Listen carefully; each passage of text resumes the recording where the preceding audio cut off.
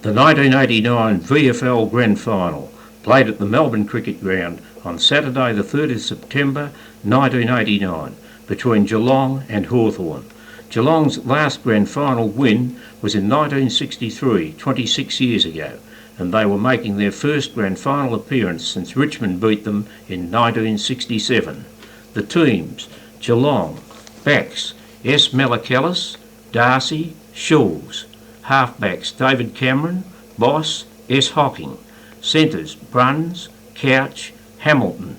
Half-forwards: Gary Hocking, Stoneham, Ablett. Forwards: Lindner, Brownless, Scott. Followers: Damien Burke and Bairstow, Rover Buse. Interchange: Flanagan and Yates. Hawthorn, backs: Collins, Langford, Ayres. Halfbacks: S. McGuinness, Mew, J. Kennedy. Centres: Diaper Giaminico, Condon, Pritchard. Half-forwards: D. Anderson, Brereton, Buckenara. Forwards: Curran, Dunstall, G. Whitman. Followers: G. Deere and Tuck, Rover Platten. Interchange: J. Morrissey and Madigan. Crowd 94,796. Umpires: Peter Carey and Brian Sheehan. Weather: fine. Reserves Grand Final result: Richmond 21-22-148 defeated Geelong 22-15-147 by 1 point. The 1989 Brownlow Medal result for best and fairest in the VFL was won by Paul Couch of Geelong.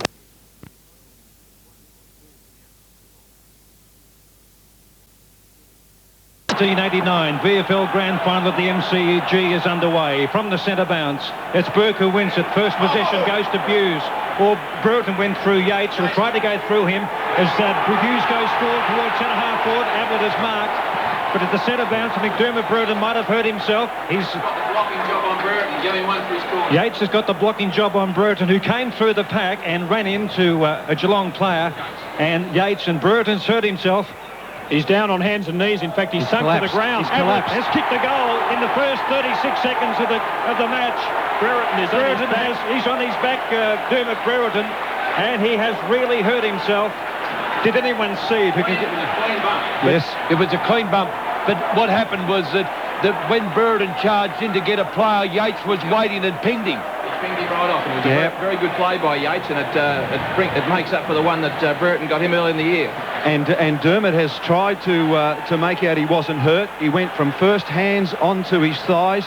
He then went down to his ankles, and he's collapsed on the ground, on his back. What a stunning psychological blow! I mean, that is unbelievable. But full marks to blood. I mean, the predictability of it was there, and he knew it. Yes, but the key thing as well is that Geelong, the ball's gone down. Ablett's taken the mark and kicked the goal. I mean, that's the icing on the cake from their point of view. Brereton is surrounded by 6 attendants. There are 4 trainers in brown and gold tracksuit tops. There's a doctor, and it looks he's been lifted to his feet. We'll just have to wait and see. Madigan's waiting to come on. Early in the year, we set up a situation at Collingwood, or Lee Matthews did, to stop Brereton and use the same tactic. And Blight was talking about this tactic, and it's worked. Look at the pandemonium in the Hawthorn coaches box to our right here. Alan Jeans up on, he's out of his seat.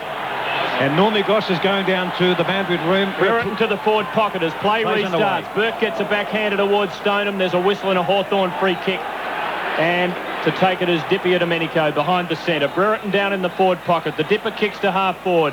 Darcy front position, but the ball will go back. And Dippia Domenico will have to kick over the mark. Now, Brereton up in the forward pocket. Curran at centre half forward.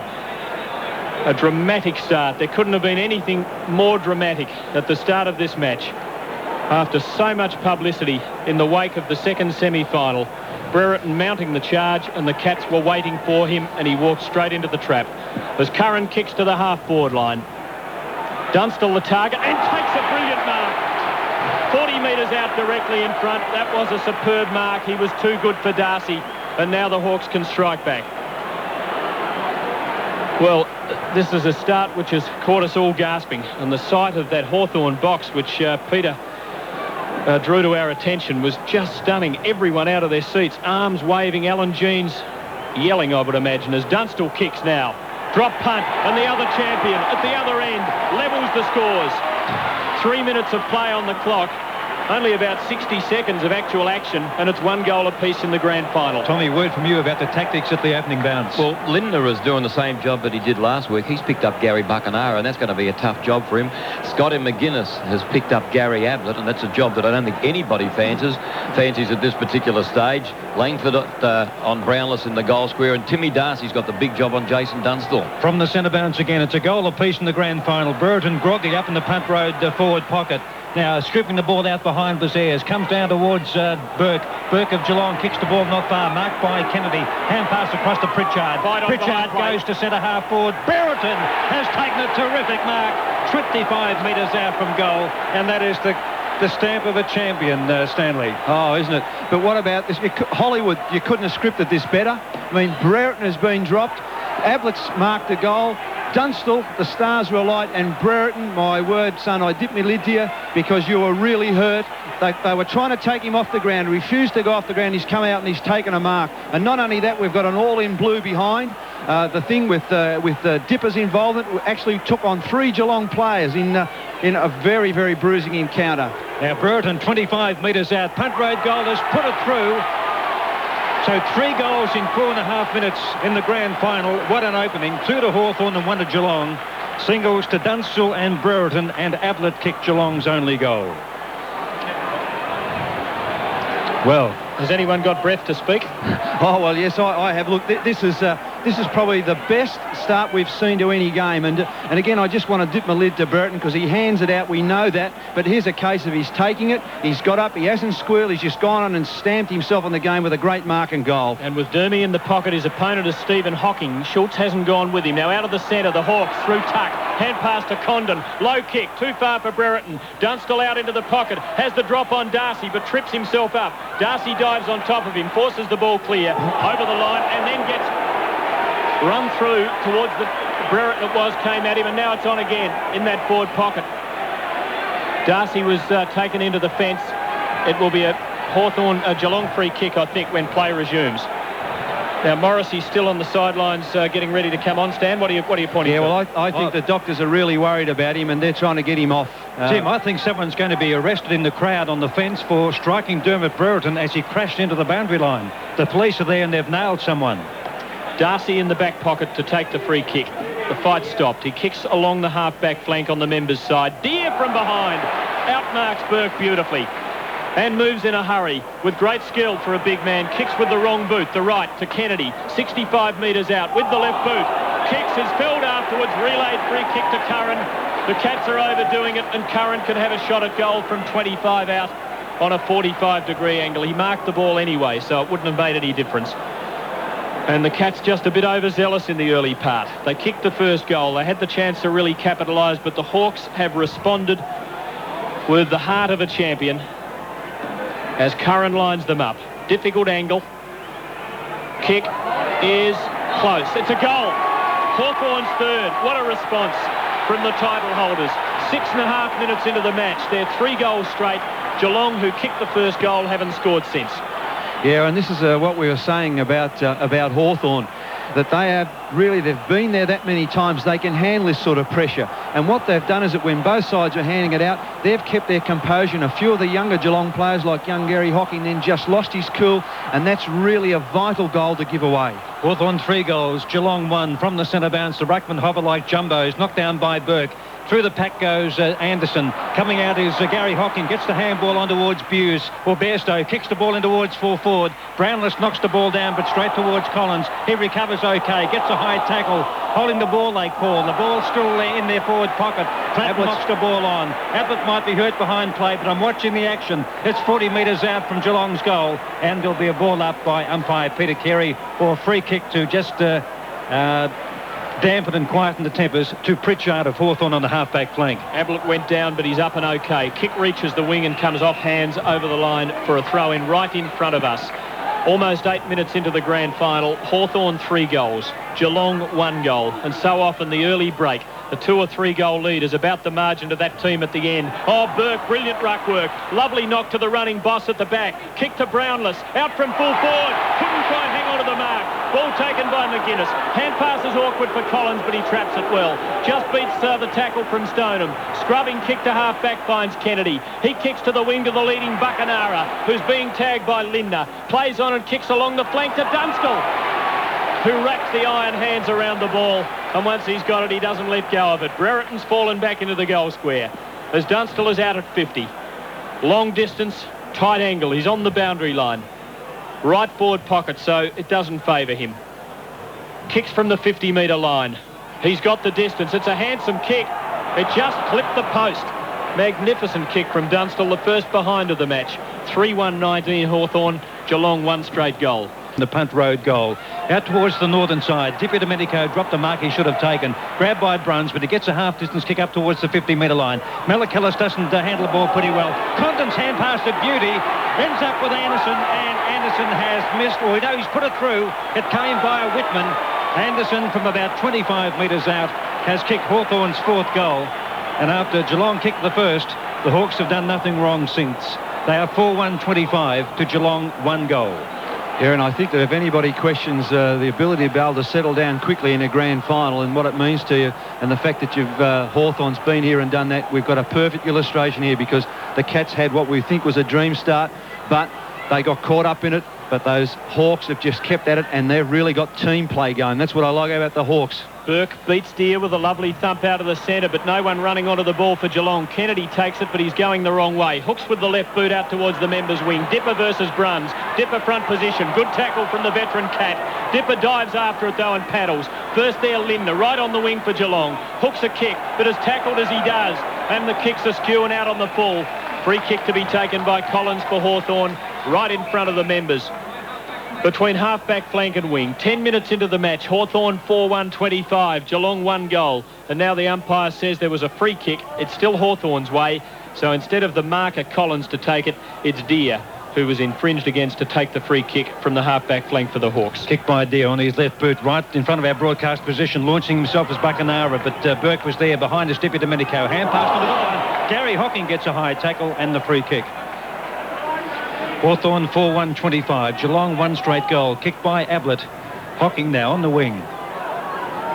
Geelong kicking to the main scoreboard or city end of the MCG. The kick by Hocking. Oh, Ablett gets up. One grab, but he was down before the ball came. Picked up by Mew from a standing start. Kicks up towards the wing when Lindner gets tackled from behind. A high tackle. Was against Curran and will take the free kick. And he plays on. Kicks the ball up towards 50, but he didn't look. There's no one home. And it's John Kennedy of Hawthorn taking the mark. A neat foot pass was just to the right, too far to the right of the outstretched hands of Condon. And on the bounce, it's gone over for a boundary throw-in between wing and half-forward, but the Cats just into attack. The Hawks with a 19-point lead, and I do get the feeling the Cats don't quite know what's hit them. Deere gets the knock to Platten, but he's well tackled. Yates on to the ball and gets tackled around the neck and takes a free for Geelong. Forward of the wing. About 70 metres from goal. Lead from Ablett. He goes for him with the short pass, and Ablett's got it. Wraps everything around it, and he's marked at 50. The man on the mark is inside 50. And the champion will kick from the half-forward flank. He's on a very difficult angle, similar to the shot Dunstall had on the other side of the ground a moment ago. Ablett has kicked Geelong's only score so far. They need a goal here. They desperately need something to steady them. As the champion in the number 5 jumper, the former Hawk kicks, but he's hooked it. It goes across the face. It'll land in play. Big pack up, and it's a Geelong mark to Brownless. But there's a free kick to Hawthorn, to Deere, who takes it against the behind post. He might have been shepherded out, I think, Tim. Kicked by Deere. And he travels about 20 metres up the ground to Anderson, who's been invited to play on. Brownless is on the mark. He does. Kicks up towards the old practice pitch area, but he's way askew. And the ball has gone out of bounds on the full, and the free kick will be taken by Buse of Geelong. About a kick and a half out, he goes short across the half-forward line to Bairstow. Bairstow winds up with a big kick. Brownless sets himself, and so does Ablett. No one can mark. I thought someone may emerge with a Geelong jumper, but no one does. The ball comes from centre half-back, and it looks like Pritchard now from the half-back line. Kicks the ball up towards the wing. Handball by Whitman. He picked it up well to Di Domenico. Long hand pass to the running Platten. Cutting the Cats in two. Terrific quick pass in lead by Dunstall. A foot pass from Platten. And Dunstall's marked about 45 metres out from goal on a similar angle. 13 minutes in the first quarter. Hawthorn 25, Geelong 6. Dunstall, his 3rd mark. He's kicked 1 goal, 1. Drop punts for goal, and he's hooked it to the left.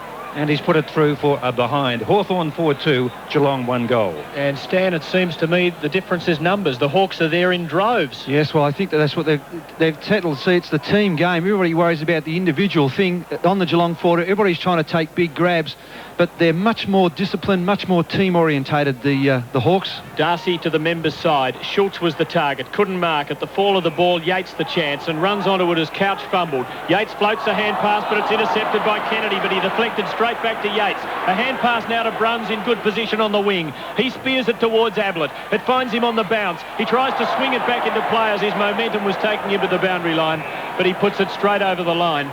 Went a long way up into the air as it crossed the line, and the free kick goes to Langford between the back pocket and the half-back flank for Hawthorn. We're 14 minutes into the match. Hawthorn 4-2, Geelong 1 goal. And the Cats' goal was the first score of the match. Kick by Langford, lead from Buckenara, ignores that, goes up towards Burke. There comes in and spoils. Condon the hand pass on to Buckenara. Kicks the ball back from the half-back line where Pritchard takes a very good mark. Spinning like a top as he took it. Now plays on quickly, runs up towards the centre. Bounces the ball with his left hand, then kicks with his right foot. In towards Tunstall again. One grab, 1.5, not good enough. Schultz now tries to barge his way through. Good tackle by Platten. He's still in possession, Platten. Trying to get the ball out to players calling for it, he can't. As the Geelong Cats came in to nullify, and there'll be a ball up 48 metres out from goal, punt right end, with Hawthorn into attack. I thought Dunstall might have got a free. Plenty of attention from Darcy as he tried to spoil. Curran climbs high and gets the knock, but gives away a free. So a Geelong kick on the half-back line, and it'll be taken by Schultz on the defensive 50-metre line. He kicks to the centre line. Burke has front position against Deere, but hasn't held a mark so far. Dippia Domenico at the fall of the ball. A hand pass, then a knock-on from Pritchard to Platten is great play. He unloads towards Dunstall, who's in good position, but late as Hocking. Gets the spoil, but straight to Curran. Lines up the goals and puts it through for the Hawks' fifth. It is all Hawthorn. 15 and a half minutes into the match. Since Geelong kicked the first goal, Hawthorn have kicked 5-2. Curran has kicked 2 of them, and it's Hawthorn by 26 points halfway through the first quarter. Yeah, and without wanting to be too critical of the Cats, there's no doubt they've just fallen for the old I'm going to win it 3-card trick. It's all individuals at the moment. Undisciplined men flying for the ball, and more importantly, there was a disgraceful effort by Burke when he just dropped a simple mark, in my opinion, there. Centre bounce again. Burke wins this one. Out towards Couch. Hand pass to Yates. Yates doesn't know where to go. Someone coming down the field to accept the hand pass is Linder. Linder's kick, a proppy one towards centre half forward. Brownless behind, no chance. A chance for David Cameron. Could have gone for the hand pass to Gary Hocking. Lines up at centre half forward. There's no one home, but the ball is off direction completely. It misses everything. And it's out of bounds for a boundary throw-in right beside that left behind post at the main scoreboard end. I just watched Bruce Linder as he helped start that attack. He then went to sleep, forgot all about Buckenara, found himself on one side of the ground, Bucky on the other, and then had a 50-metre chase to man him up. If Hawthorn had switched play, he was in desperate trouble. From the throw-in, a chance for Geelong. Yates gives a hand pass to Bairstow, who's tackled as he kicks. Brownless versus Langford. Langford is spoiled. Pritchard held when not in possession. Takes a free kick. Hocking went on and kicked the goal for Geelong, but it won't count. A free kick to Hawthorn in the last line of defence, and 50 metres as well, which will bring the Hawks right up the ground. The Cats are panic-stricken at the moment.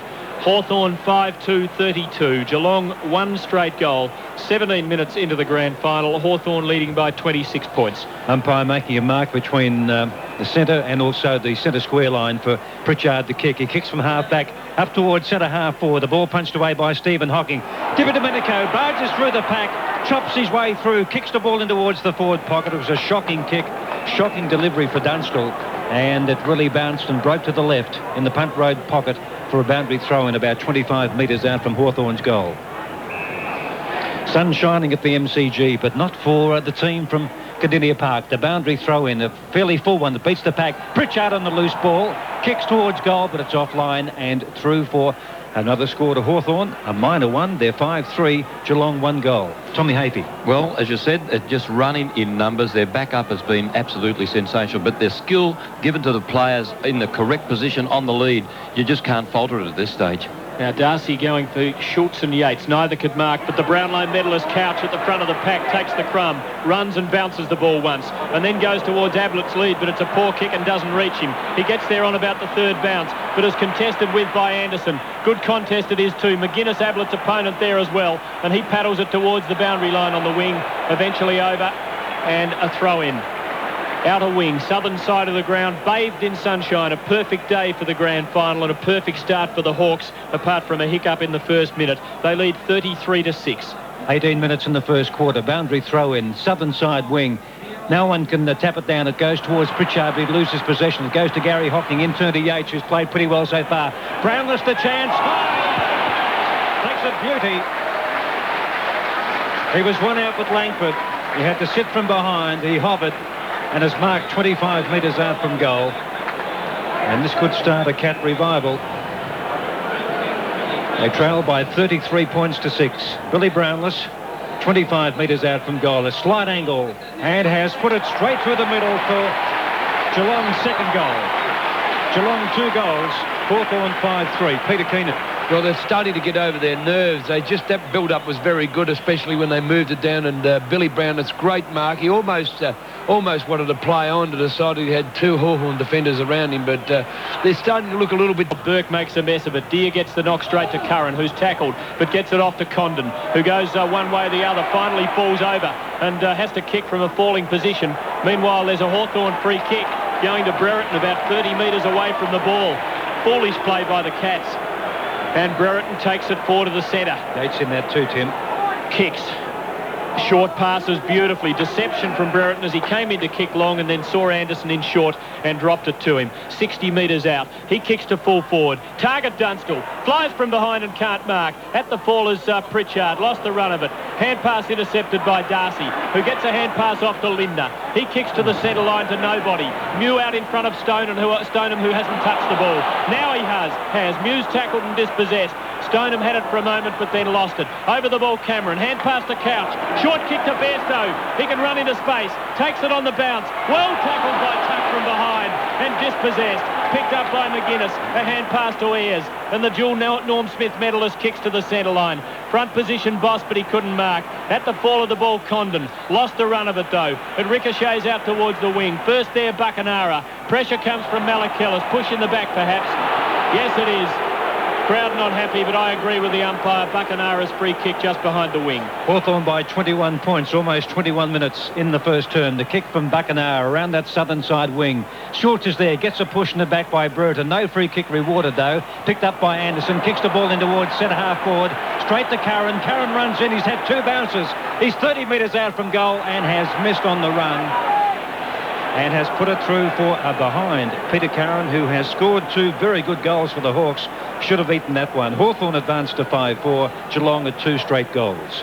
Terrible miss. And the Hawks have missed a few that they could have kicked. They could have had a monster quarter here. Short pass back into players. Bad to Schultz, who has to fumble around with it.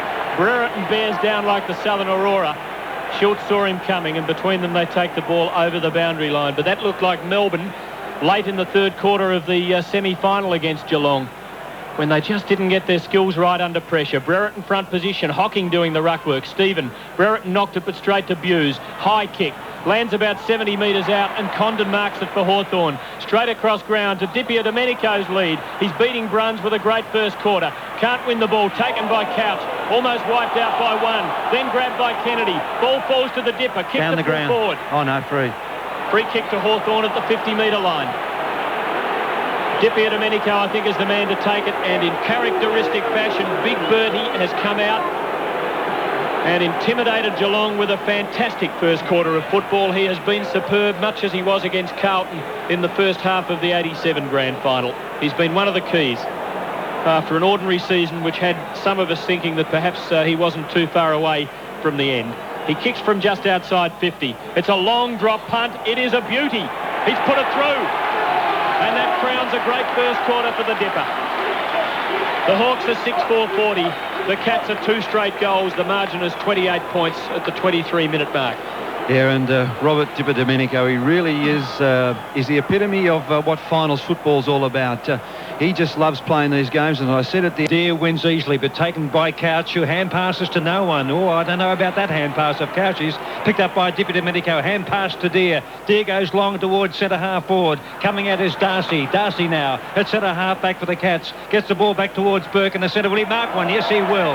on the attacking side of the centre. Bruns is by himself on the half-forward line, and the foot pass is OK. Collins will get there a bit late and does well to spoil. Brunsy runs into his opponent, Di Domenico. Looks for a free kick. It doesn't come, and there'll be a ball up.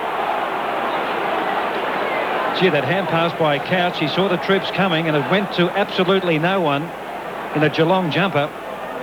A ball up, knocked down by Burke, who too, the Dipper tries to charge his way through in rugby fashion. He's grabbed by Andrew Buse, and the field umpire, that's Carey, will call for a bounce. Hawthorn is 6-4, Geelong 2 goals, 24 minutes in the first term. A great day at the MCG. No one can get the tap. Scott now is being harassed, picked up by Anderson. Anderson's kick is marked by Couch, who runs into Peter Curran just on the defensive side of the wing. Now, Paul Couch, the Brownlow medalist with 22 votes on Monday night, winner of the ABC Football Award, looks for Ablett, late on the scene, interferes on Di Domenico, but Dipper can feel it as he got it, hefty old bump to the lower part of the back, and he'll get the free kick. Might have been a report in a home and away match as Ablett didn't try and quell his momentum. He kept on coming. Hawthorn play on. Condon hand passes into space because he was under pressure. Hawthorn have the ball in their attacking half, and they get another free. Jack Cameron, the free kick tally. 6 to Geelong, 12 to Hawthorn. 9 to Hawthorn. As Platten takes the free. Not a reflection on the umpiring. I think it's just that Hawthorn have been far more discreet. Platten kicks long. Brereton the target inside half forward. Can't mark. Gary Hocking a chance over the ball. Loses it. Platten, Dunstall a hand pass to Curran or Bacanara. Open goal. The easiest goal imaginable for the Hawks. There's about 3 of them were standing in the goal square. They had the slippers on, the cherry woods out, the feet up, and decided they could raffle it, and Bacanara kicks the goal. It's 7-4-46, Geelong, 2 straight goals, and we're in time on. Yes, well, Tim, I think us emerge. First clean possession will go, well, the way of a free kick to Geelong to be taken by Paul Couch. You can see Bruns on the point of the square at half forward. It's not a bad pass, but it's too deep for Bruns. Gets an awkward bounce. Anderson comes in, deflects the ball away. Runs in front of his opponent, picks up the ball well. Gets the handball out towards McGuinness. McGuinness on the practice pitch area. Kicks the ball out towards Condon. Buse late on the scene. Condon's taken the mark. He's grabbed as he went to play on from behind by Buse. He does play on now. The kick by Condon up towards half forward. Yes. And Linda's taken a very good mark where Geelong certainly had the numbers in that forward thrust. He's invited to play on. He's grabbed by Bacanara. The ball spills to Curran. Kicks in towards Brereton, and he's marked it on the point of the square. After that sensational beginning when Brereton went down, and he's been up in the forward pocket recovering ever since. Well, a nice way to recover with a goal and possibly 2. Point-blank range to make it 8 in a blazing first term by the Hawthorn team. Dermot Brereton. Couldn't miss. 15 metres out, has kicked his second goal, and Hawthorn's 8. And what a start to a flag. 8 goals for 52. They lead by 40 points coming up to the first change. We're in 2 minutes of added time, and Geelong are 2 straight goals. The grand final's not over, but golly, the Hawks have gone a long way towards winning it. Out of the centre, Di Domenico again has about 4 Geelong blokes hanging off him and doesn't lose his footing. He has been a colossus in this first quarter, and what a big occasion player he is. 28 minutes into the quarter. Jack Cameron trying to communicate with me. We've got a communication problem. I'm not receiving you, Jack. We'll have to look into that. At the ball up. Scott takes it for Geelong. He's been touchless. Gets a hand pass, but to nobody. Now it's thumped by Lindner, blindly to the centre. Burke gets there first, but he looked like a crab as he moved after the ball. It's taken away from him by a swarm of Hawks. Ayres finishes up with the ball. Kicks towards a man unguarded. It's Bacanara. Lindner 20 metres away. He gives a hand pass to Condon. Another one to Curran, who's still under pressure, tackled and dispossessed. Now a chance for the Cats as Yates gets it to Boss.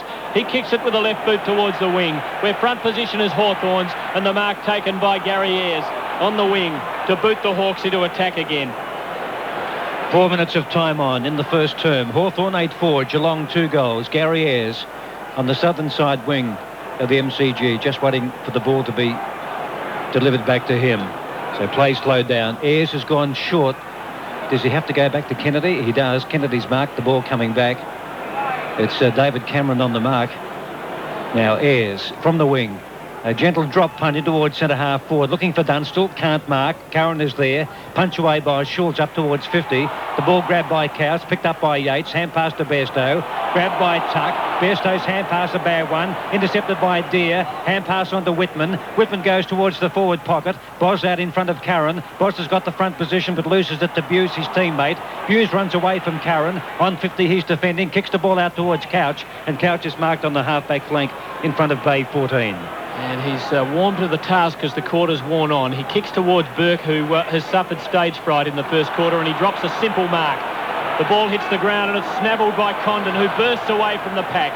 He kicks towards half forward where Buckenara is unmanned. He dives and marks, but was on the wrong side of the line when he did, so it's out on the full, and Lindner takes the free. And Lindner, whose discipline we applauded last week on Watson, has been extremely loose. He's had some possessions, but golly, he's given Buckenara latitude. He kicks to the wing. Stoneham, who has barely touched it, flies. Didn't look like marking. Couch again for another possession. Kicks towards half forward. It lands in space. First there, Brownless, but overran it. In goes Ablett. He's got 2 to beat, and even the genius can't win this one, and takes it over the line for a throw-in. In Geelong's forward pocket, 30 metres from the behind post.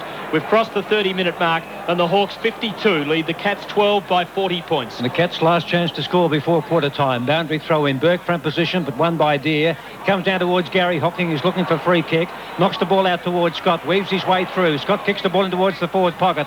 Brownless is there. Tries to knock it towards Stoneham, who hasn't done a thing so far, but he was out-bustled by McGuinness, and the ball will be thrown in left forward pocket, just 10 metres away from Geelong's goal. Hawthorn 8 forward, Geelong 2 goals in the VFL Grand Final. Boundary throw in. Up they go. Knocked by Deere from behind. It goes down towards Stoneham. He can't hand pass the ball away. It was grabbed by Pritchard and another Hawthorn player. And another Hawthorn player picking himself up was Gary Ayres, both with vice-light grips. And there it is. It's quarter time. And what a terrific start to the Grand Final by the reigning premiers Hawthorn, leading by 40 points at the first change.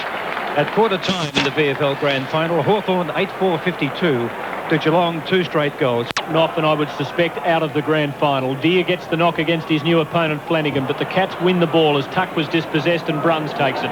Kicks Geelong into attack with the left boot. Ablett runs onto the bouncing ball. Tries to burn McGuinness off with a burst of acceleration. Gets a bit of support from Stoneham, who now runs onto a bouncing ball. Hesitated for a moment when he heard the whistle, but the umpire calls play on, and Stoneham's kick hits the post.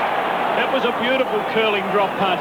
It looked as though it was going to curl all the way home, but it just flattened out at the last moment and kept going into the post for a behind. But a promising start by Geelong in the first 40 seconds. I'll tell you what, the Hawks have got Andrew Buse in. He just wants to push and shove and scratch all the time rather than play footy. Kick in by Langford, and Yates from behind Kennedy has taken a superb mark.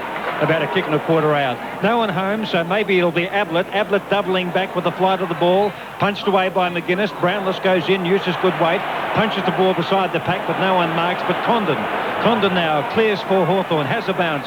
Runs up towards centre half back. Kicks towards the southern side where Bruns is there for Geelong and has taken the mark. Started the second quarter well with a couple of kicks. Now he kicks to half forward. Well placed too, although well done by Collins for Hawthorn, who wins a free kick. I thought Couch had to sit on him. Collins used the body very well. Placed himself perfectly and finished up drawing a free. He takes it at half back. Kick doesn't quite reach the wing, and in fact it's a shocker out of bounds on the full. And the free kick will go to Lindner. So the Cats peppering away now at the start of this second quarter. He goes to a lead from Flanagan, and good strong hands by the big fellow who's come off the interchange bench as Deere from behind was trying to spoil, but Durr in front took the mark, and at the 50-metre line, I think the distance is beyond him, but he can certainly put it into scoring territory. He looks as though he's having a shot. Kicks from 55. High drop punt, dropping in the square. Stoneham up takes a beauty. Oh, this champion young centre-half forward was down in the first quarter. But as I've said during the finals, he is a very fast learner, and don't write him out of this match yet. And if he gets firing, Crackers don't write Geelong off, because he could lead them and lead them back into it. Maybe even to the promised land yet. He's only about 5 metres out, but on a very acute angle as he kicks for Geelong's third. And he puts it through, I think. Goal umpire confers with the field umpire. There will be another kick. He missed, and he'll have another kick. play went over the mark, Tim. Yes, and a penalty, so a 50-metre penalty effectively brings the man on the mark back to the goal line, but it doesn't reduce the angle of approach.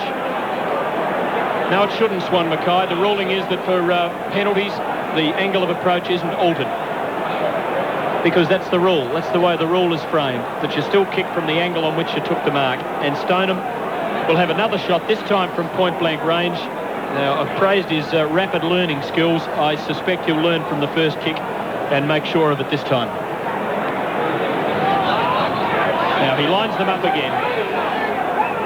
Mew standing right on the goal line, and Stoneham puts it right through the middle. So 3 minutes 20, 200 seconds into the second quarter. The Cats get their third goal and they're 3-1-19. Hawthorn 8-4-52. The difference is 33 points. It's Flanagan, who's played pretty well since he came on. Running onto the ball is Hughes. 65 metres out from goal. Down towards Ablett and McGuinness. Brilliant mark in the forward pocket. Flanagan's made the difference, Crackers. Yes, he certainly has, and he's getting the ball out of the centre, and I might have to eat the old words, Peter, but absolute magnificent mark.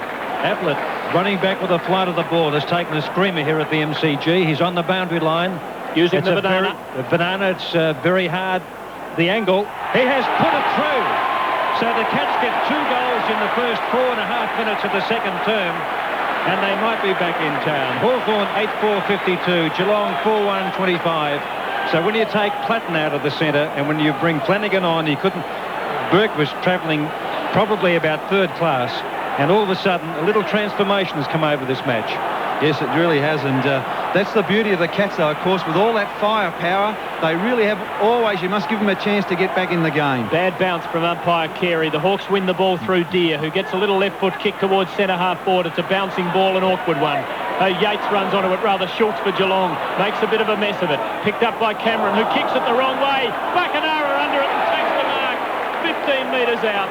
As Cameron, in haste, under pressure, grand final pressure, had to kick in the greatest hurry of his life.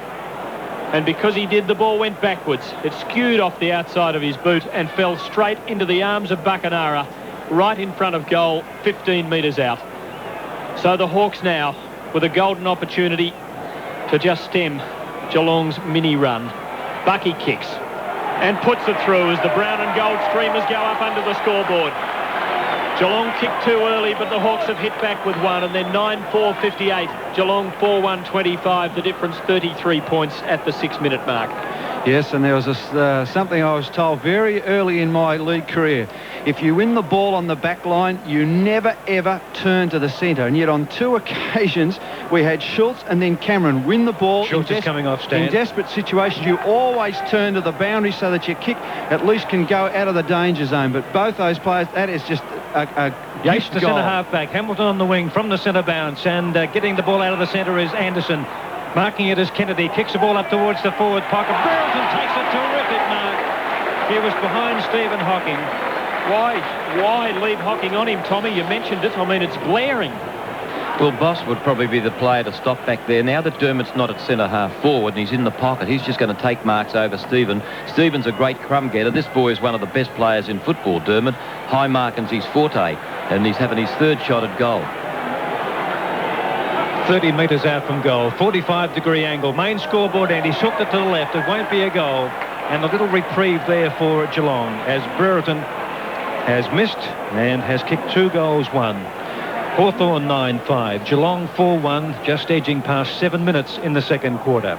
Believe it or not, the record tells me that Brereton and Hocking both stand 186 centimetres, but there's no doubt who is the better aerialist. As Darcy puts the ball back into play with a high drop punt, not a probing, searching kick. There's a push in the back and a Geelong free kick goes to Buse at the 50-metre line. That kick didn't cover enough ground. Buse kicks towards a lead from Stoneham, and he's marked again out in front of Mew. He's the man to lead them back into the game as he drops it short for Gary Hocking. Front position, good spoil Collins, brings the ball down the touch. Pushing the back, say the commentators. Tuck bursts away with the ball and kicks to the centre line. Good spoil by Boss. Gives Brums the run of the ball. Oh, great smother by Dippia Domenico. Ball loose, taken by Scott for Geelong. Hand pass to Linda. The game is a frenzy. Linda fumbled, saw them coming, and there were plenty coming too. Onto the ball, Bacanara. Paddle to Anderson. Couldn't get it at the first grab. Gets it at the second. Finds Curran with a bouncing kick. Hand pass to Morrissey. Hand pass on towards another teammate, Whitman. He lines up the sticks from 30 metres out and misses. Should have been a goal. The Hawks could have kicked 3 or 4 more. They're 9-6-60. The Cats are 4-1-25. The difference 35 points. 8.5 minutes second quarter. What do you make of it, Tom? Well, I suppose Stoneham's coming into the game a little bit, but Hawthorn just keep on putting the opposition under pressure, and you saw they outnumbered them once again and they forced the error. Hawthorn by 35 points.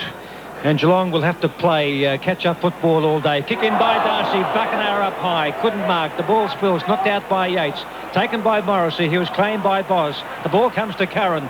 Kicks in towards centre half forward, about 25 metres out from goal. Up goes Darcy. A chance there for Stephen Hockin to get the hand pass out to Buse. Oh, he's too slow. And the loose ball spills towards the forward pocket. Brereton might kick a goal.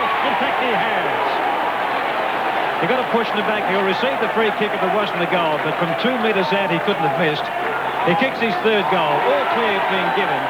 And this might be another one-sided grand final the way it's going. But certainly Burke in the first term, along with Couch and now Buse and Cameron a short time ago, making blatant errors and costing dearly. Hawthorn 10-6, Geelong 4-1. Stanley. Yeah, and there's an example of why I think that Jason Dunstall's a great player. That tackle that he laid on Andrew Buse was just absolutely tremendous. And that was the reason why the ball spilled and Brereton kicked the goal. Play restarts. Flanagan gets the knock for Geelong. Running onto the ball is Cameron, who gets a scrambled kick out of the centre, but it goes straight to Ayres, who clears for Hawthorn to the centre line. It bounces before anyone can arrive. Whitman first there, but overran it. Couch takes the bouncing ball. Oh, hand passes again to nobody as they were bearing down. Kicked off the ground by Buse, but straight to Tuck. From the centre line, he goes out to the wing to Kennedy, who's running with the flight. Gets an atrocious bounce, taken by Cameron. Hand pass to the running Linda. From the centre line, he's tackled just before he can get the kick, and the Hawks tackling is the difference. Tuck dives over the ball on half-back, loses it. Couch a great hand pass to Hamilton. It bounces for him. He kicks with the left boot to Ablett. Down the got it. Relayed free kick anyway, but Ablett's got it. 45 out, but on a very difficult angle. Left half forward flank. Suits the right foot kick. Won't have to use the banana this time. He's kicked 2 of Geelong's 4. Don't they need it? He kicks well. It's a magnificent kick, and full marks to the champion.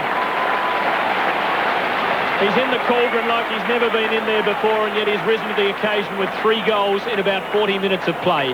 Hawthorn 10-6-66, Geelong 5-1-31. Yes, and he really is a magnificent player. The problem, of course, today is they've got to get the ball down there enough. But look, the Cats have made some terrible unforced errors, but the thing about them, they're still pushing up. Now, Paul Couch was a terrible handball just previous to that sortie where they kicked the goal, but he still went in and redeemed himself, and he was instrumental in handballing the ball out again. Back in the centre once again. Deere gets the knock with better judgment, but goes to Cameron of Geelong. They go forward. Ayres is there. Clean bowled at centre half back. Ablett almost a push in the back. Picked up by Hamilton. He's given him a bit of life since he came on a few minutes ago. Down towards Buse. One grab, but not the second. And the ball is out of bounds, right forward pocket at the Punt Road goal. Hawthorn 10-6-66. Geelong a 5-1-31. 12 minutes in the second quarter of the 89 VFL Grand Final. Flanagan in ruck. The 2-14s, Flanagan and Deere. The boundary throw in. Ablett comes from behind, takes the ball out of the air, kicks towards goal, and has kicked his foot. Oh! Magnificent stuff.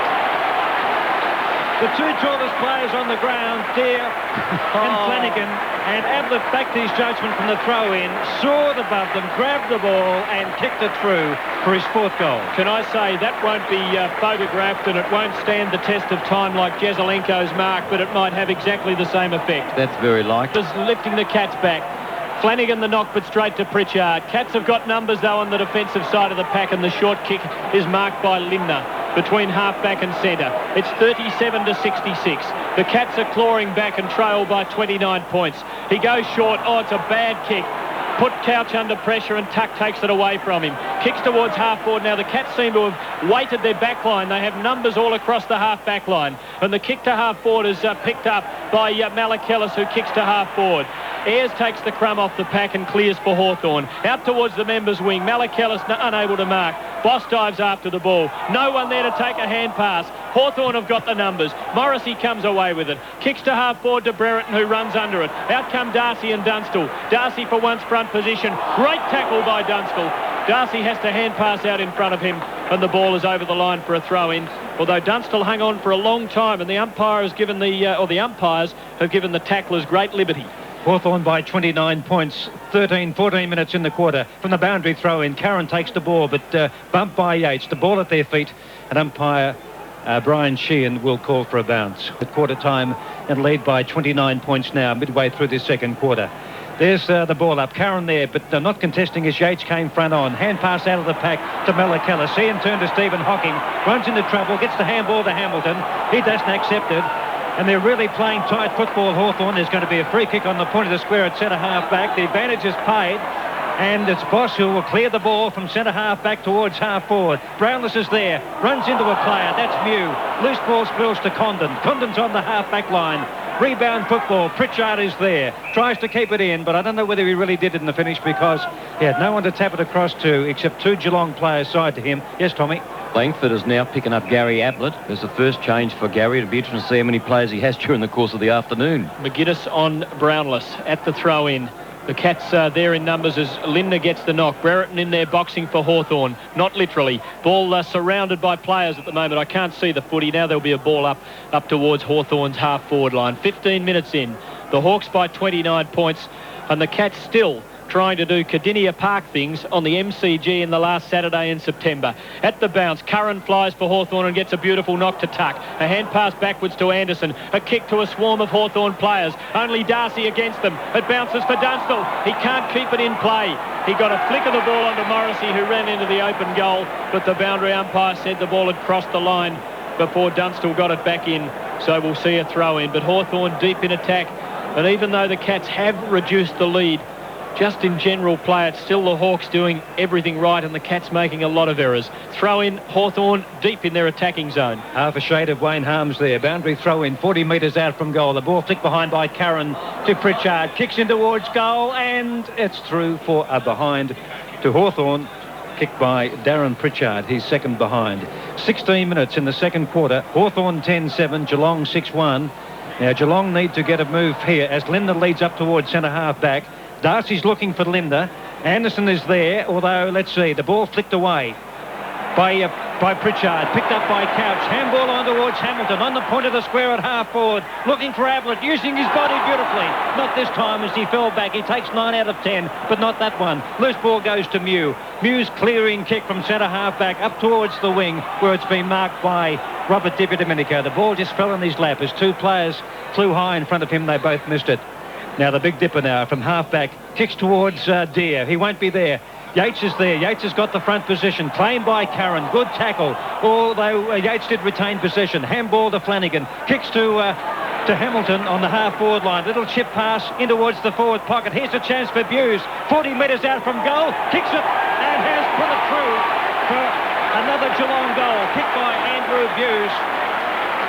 And Geelong get within 4 goals of the mighty Hawthorn team. They're clawing their way back. Hawthorn 10-7-67, Geelong 7-1-43. Crackers. Well, it's a magnificent performance, especially by young Shane Hamilton, who, since he's come on, Peter's really given him a little bit of a spark. They're starting to run a little bit. They're settled down.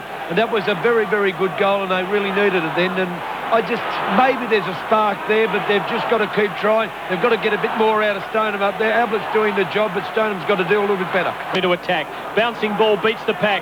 Dunstall leads Darcy. Double hands it to Pritchard. Lines them up. And for the second time in about 2 minutes, he misses. One with a check side punt. That one with a hook shot from out on the half-forward flank. And at the 18-minute mark, it's Hawthorn by 25 points.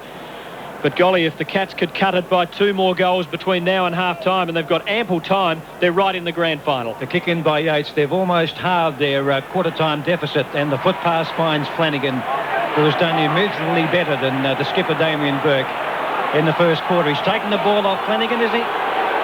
No, I don't think he is. Umpire Carey went across and spoke to Flanagan. He's got the ball on the 50-metre line. He's defending on the southern side.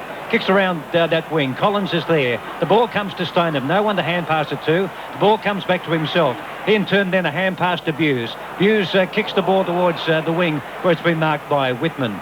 Now Whitman on the centre wing. Sun blazing on the MCG. Beautiful day. Kicks towards half forward. Brereton, clever use of the body. Let his opponent underneath it. Curran's coming out, but he's running the wrong way. Throws the ball almost over his head. Pritchard bumped solidly by Yates. The loose ball comes. Here come the Cats again. Lindner gets the handball across to Hamilton, who's having a decided effect on this game. Brownless comes out almost on the half volley. Can't mark. And there'll be a boundary throw in, about a kick and a half out from goal for the Cats into attack. 68 plays 43. Hawthorn leads by 25 points. 19 minutes second quarter. Crucial 11 or 12 minutes in this match now. The period between now and half-time. At the throw-in, a real battle for the ball, and it eventually is won by Buckenara, who is felled by Brownless, who I'm sure will be reported. No, he won't. Buckenara went down holding his head as Brownless got him just after he kicked, and the umpire came racing towards the scene but didn't make a report. Relayed free kick had to be on. It goes to Morrissey, who kicks to half forward. Player goes down. Shepherding is the infringement. It's a Geelong free kick on the half-back line. Very difficult game to umpire, and a lot of decisions have been a little confusing. Lindner kicks towards the centre, over the centre line. Stoneham up from behind, can't mark. Cameron, a lovely hand pass in front of the 19-year-old Hamilton. Kennedy bearing down, tackles well, forces a bad kick, and it bounces on the wrong side of the line, so over, out of bounds on the full. Free kick to the Hawks in the back pocket. Hawthorn 10-8, Geelong 7-1, 20 minutes in the second quarter. Kick by Langford, short up the ground towards Buckenara, but he's got to come back over the mark. He's in the left back pocket at the punt road end. He shapes to put past to Buckenara again, who's been picked up this time by Gary Hocking. He's got the sun in his eyes. Now the kick by Langford, holding up. Let's see who's going to mark. Stoneham from behind punched the ball in front. Gary Hocking's there, but went without the ball. The ball hand passed out of the pack by a Hawthorn player, knocked down by Stoneham. A chance here for Gary Hocking. Nicely gets it across to Bairstow. Tackled high, but allowed to play on. Kicks towards half forward. Scott is there. Also Brownless. Scott stayed down where he should. Whitman loses possession. Picked up by Hamilton. No, not quite. Good harassment by Collins. Ablett goes in. Hand passes back to Buse. He's 45 metres out from goal. From the standing start. It won't have the legs, so I don't think it's going to be a bit short. Buse there. Well, knocked down by Counts, and the ball kicked through from behind by Brownless, and a behind to Geelong in a very likely move by the Cats. Geelong 7-2, Hawthorn 10-8. Magnificent play by Couch to fly and not just try and spoil, but to keep the ball back in play, and it very nearly put it back in for Hawthorn. Not used to this role, and stutters and stumbles and then kicks to the southern half-back flank to Deere, who has two against him. Crumb taken by Lindner, who puts a hand pass out in front of himself. Goes back to it, shrugs a tackle, kicks the ball towards full forward. Stoneham front position, but he's outmarked from behind by McGuinness. Splendid mark from the young Hawk, who almost couldn't play because of that ankle injury, and despite the sun and the blue skies wearing long sleeves, Stoneham that time misjudged the flight, and McGuinness took it well in the very last line of defence. Now McGuinness redirects play to the southern side of the MCG, where he has found Collins, who's marked. It's been a 5-goal to 2 quarter by the Cats this term. Collins' kick is a poor one. Buckenara does well to knock it on towards the running Tuck. Good shepherding behind play and fair shepherding by Mew. Kick by Tuck up towards the practice pitch area. Push in the back. And a push in the back to Brereton. He's going to get a free kick. He's about 2 kicks out from goal. Between the wing and half forward southern side of the MCG. Hawthorn 10-8, Geelong 7-2. The lead from Dunstall. He goes for that lead. Dunstall in towards the pocket, and one grab, but not the second. In fact, he ran out of territory, and the ball is out of bounds for a boundary throw-in, 40 metres away from Hawthorn's goal. It's been 5 goals to the Cats this quarter, 2 goals to the Hawthorn team. The boundary throw-in. The ball spills behind towards Condon. Couldn't do much with it. Couch loses possession. Anderson battling hard. Pritchard comes in. Through the pack goes Couch again. Hand pass doesn't find its mark. Coming through is Buckenara. Is he tripped from behind? He may have been professionally. He doesn't get the free kick. And there'll be a ball up about 60 metres out from goal. It was a great tackle by Lindner, who surged at him from behind and brought him down with a wonderful tackle. Inspiring stuff. Now a ball up on Hawthorn's half-forward flank. We're 23 minutes in, so a period of lull. There hasn't been a goal for about 6 minutes. A long time in the context of this match. 17 already in the first half. At the bounce, Brereton a good knock. Straight to Pritchard, but there was a tackler waiting for him, Buse. Ball prize free. Brereton had it. He was tackled too and couldn't break clear. And umpire Carey will have to come in and bounce again on Hawthorn's left half forward flank, but a good 60 metres, 65 from goal. Over on the southern side of the ground, and the MCG is a sight. Sun beating down. Lovely day in Melbourne. At the bounce, Brereton climbs high and gets a good knock for Hawthorn straight to Buckenara, who twists and turns, hand passes backwards, gives a chance to his teammates, but Buse comes away with the ball for Geelong. Sees Scott leading into the centre. Scott running onto a bouncing ball, but Mew comes the other way and takes it. Gives a hand pass to Kennedy. Tackled by Stoneham. Hand pass back to Mew under pressure. And the Cats now starting to swarm in numbers. Stoneham picks up the ball. Hand pass to Lindner, who's tackled high and takes the free. He gets the lead on the half-forward line from Flanagan. And the big fellow marks and runs on from inside 50. He goes for home. It's off direction out to the pocket and out of bounds on the full. A free kick to McGuinness, but the Cats are definitely lifting. They're starting to hustle the Hawks off the ball. They're getting there in greater numbers and looking much more impressive. Hawthorn lead by 24 points. McGuinness can see Collins across goal. He is tempted, but not for long. From the punt road back pocket, kicks the ball. Flanagan is there. The ball spills behind. Hocking claims a Hawthorn player who went to ground, and there'll be a ball up. 24 and a half minutes, second quarter of the VFL Grand Final. Hawthorn at 10-8, Geelong 7-2. But after Hawthorn kicked 8 goals to 2 in the first term, it's been 5-2 Geelong's way so far this quarter with about 5 minutes remaining. From the ball up, Tuck working the ball towards the boundary. It spills to Gary Ayres. Ayres picks it up. A left foot kick, a high one. Around our broadcast wing. Boris is there. Didn't punch the ball away. Morrissey's marked. Now Morrissey for Hawthorn on the wing. Running down the ground is Pritchard. And Pritchard's taken a good mark. He's on the end of that kick. Runs up towards 60 metres. Squares the ball towards Tunstall at centre half forward. Darcy was running the wrong way, his opponent. And it was good vision there by Pritchard to spot Dunstall at centre half forward. Terrific understanding. And Dunstall is marked. He had about 5 metres to spare on his opponent.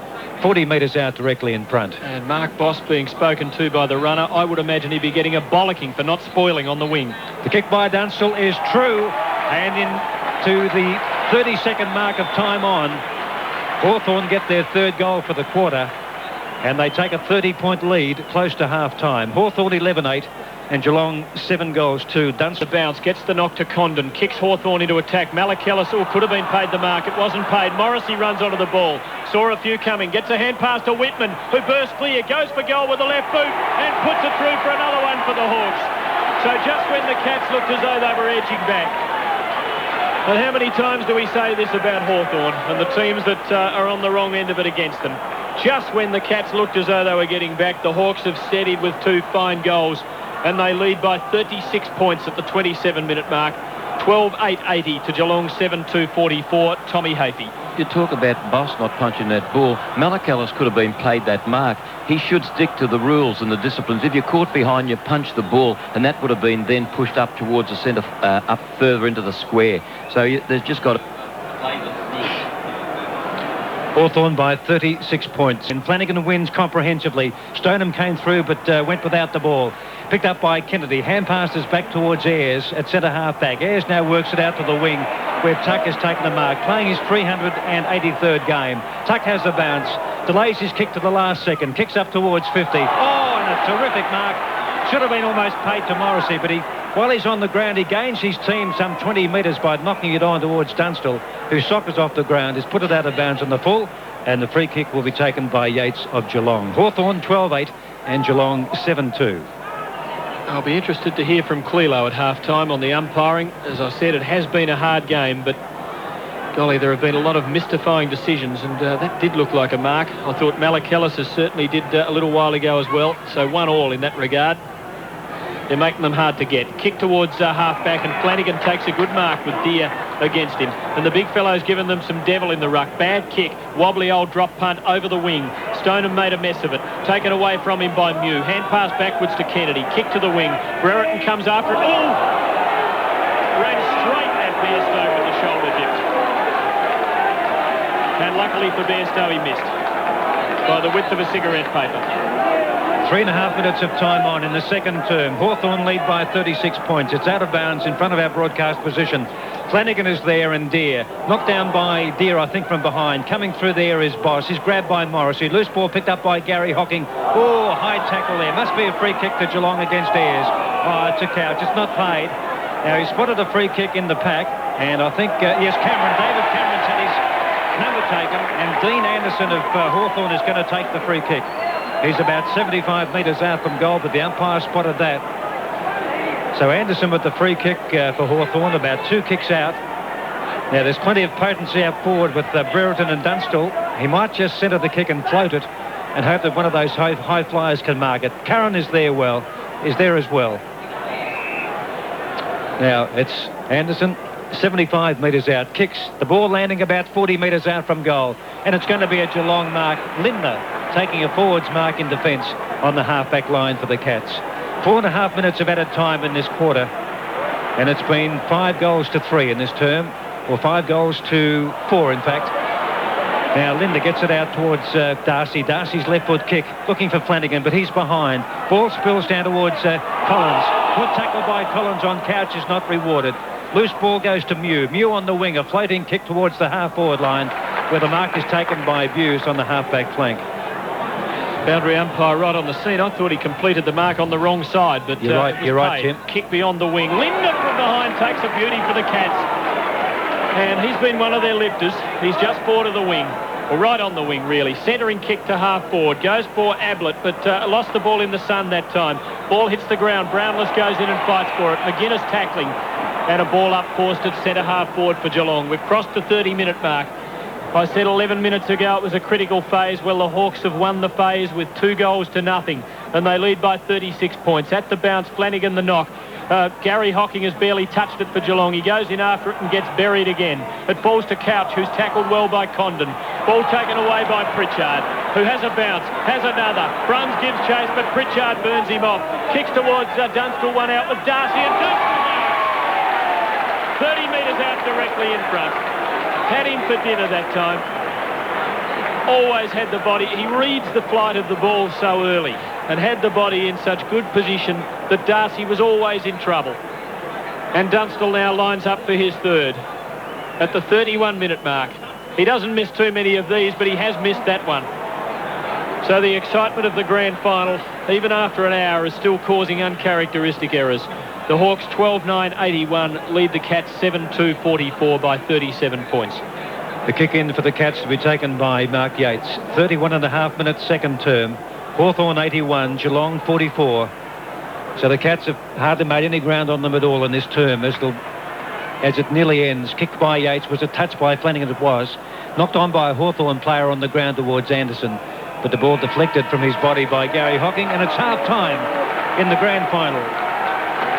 Hawthorn lead by 37 points after having led by 40 points at quarter time. At half-time, it's Hawthorn 12-9-81 to Geelong 7-2-44. 21 scoring shots to 9. Hawthorn 12-9, Geelong 7-2. The goal kickers for the leading team, Hawthorn 3 goals to Brereton and 2 each to Buckenara, Dunstall and Curran, and singles to Anderson, Di Domenico and Whitman. And for Geelong, Ablett's kick 4, and singles to Brownless, Stoneham, Buse, and that's where it ends. Hawthorn 12-9-81, Geelong 7-2-44. But our panel of experts, I thought evenly poised at about the 25-26 minute quarter, because the Cats, through the magnificent, I thought, of Ablett, they really had 4 key players in that quarter who got them back in the game. The brilliance, mercurial Ablett. I thought that young Hamilton, who came off the bench, was a great lifter for them, young Shane Hamilton. The big plus was Darren Flanagan in the ruck, where he took over from their very disappointing skipper in Damien Burke. And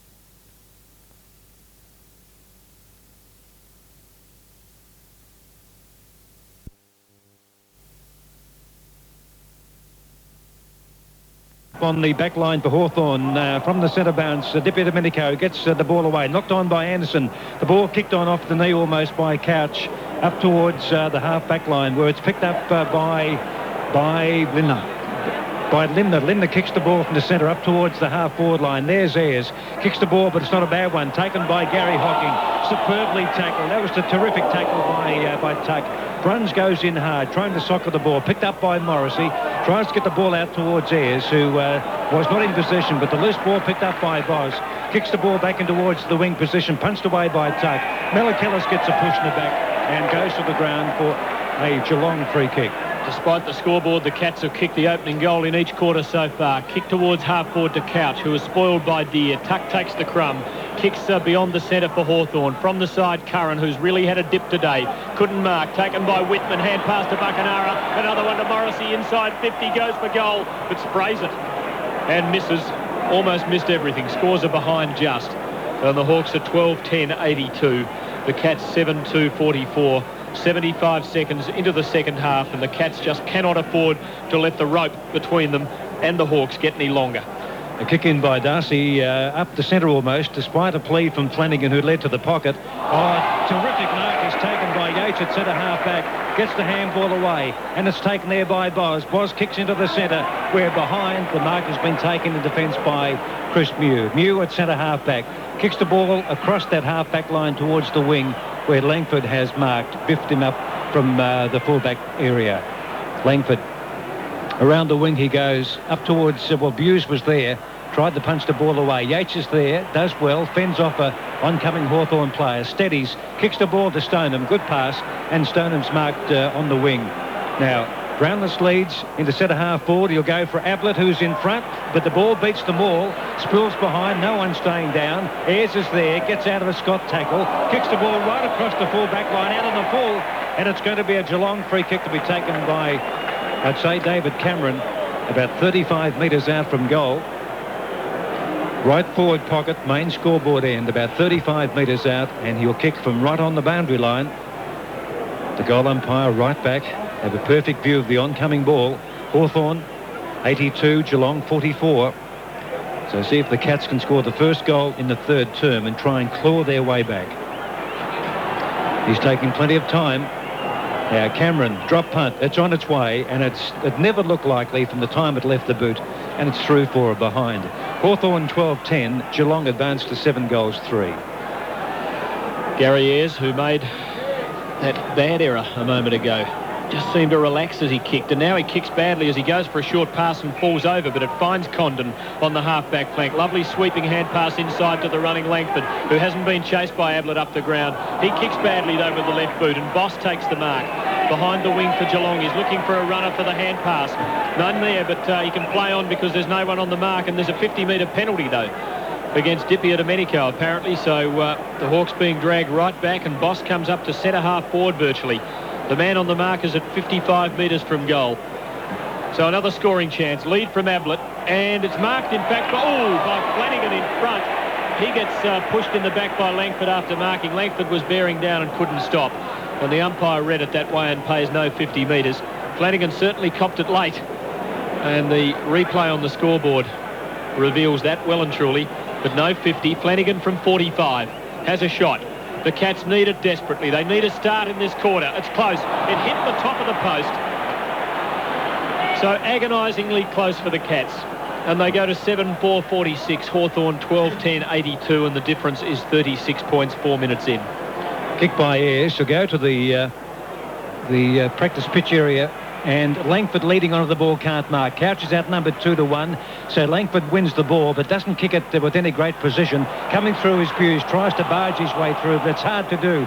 An excellent tackle there by Condon, and there's going to be a free kick to Hawthorn between centre and half-back flank to be taken by Whitman. Now Chris Whitman, half-back flank for Hawthorn. Drop punt up towards the 50-metre line. Linda is there. Curran goes to spoil. The ball spills down. Let's see who's going to emerge with it. No one can for the moment, although eventually Geelong do through Linda from the half-back line. An awkward bounce to the outer side wing. It favours Chris Mew. Mew kicks the ball back in towards the point of the square, where it's been marked by Pritchard. Best on the ground almost till half-time. Pritchard's foot pass finds Condon. Condon pumps a hand pass to centre half forward at Kennedy, who's under a lot of trouble. Boz comes out, kicks the ball, a scrubbing kick that might be effective. A chance here for Bairstow. He's on the half-back line, goes for a run.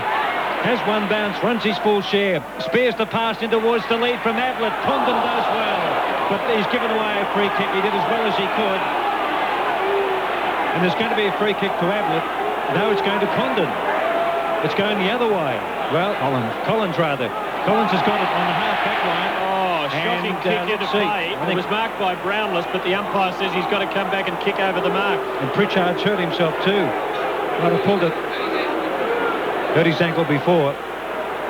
So Collins has got the free kick in the back pocket. Pritchard in trouble. Platten off the ground. Kicks up towards Burton. Punched away by Stephen Hocking. At the front of the pack is Bairstow. He could have made better use of that ball. He just worked the ball towards the boundary line for a boundary throw-in. Hawthorn 82, Geelong 46. 6 minutes in. Still the margin 6 goals. Flanagan in front gets the knock for Geelong. Cameron knocks it on to Gary Hocking, who takes it cleanly and centres. Sets it up for the forwards. Ablett front position. Marks! Has been paid the mark. Lost it on the way down, but good enough for the umpire, and he's 45 metres out directly in front and can go for his 5th. 4 out of 7 to the champion in the first half for Geelong. And now this at the 6.5-minute mark of the third quarter, to signify that Geelong might mount some sort of a comeback in the second half of the grand final. Here he comes. They need this desperately. Third set shot in the first 7 minutes, and this one is home. He puts it right through the middle. And the Cats are 8-4-52. Hawthorn 12-10-82. The difference 30 points. And for the third quarter in a row, the Cats kick the first goal. Flanagan, who'll emerge with the ball. It's the Brownlow medalist Couch. Kicks towards half forward. There's the Bushman Ayres. Dropped the sitter. Coming in using the body well was Ablett. Scott is there. Knocked on by Ablett out towards Hamilton. They're under siege, Hawthorn at the moment. Scott comes through, tries to work the ball towards the boundary line. Gets the handball, but it's intercepted by Hawthorn's Ayres, who makes the mistake and redeems himself with a clearing left foot kick from the half-back line up towards the wing. A chance for Morrissey. Linda comes in, touches the ball away from Morrissey. Does well. They've got 4-on-1 here. Gary Hocking, that's Geelong. Gary Hocking picks up the ball, gets onto his left boot, kicks him towards centre half forward, and the mark is taken, not paid to Malakalis. The ball spills to Bairstow. Geelong looking okay. Long hand pass by Bairstow out wide towards Buse. Buse has got a couple of options. Goes long. His option will be Ablett, or he's interfered from behind, but there's no free kick.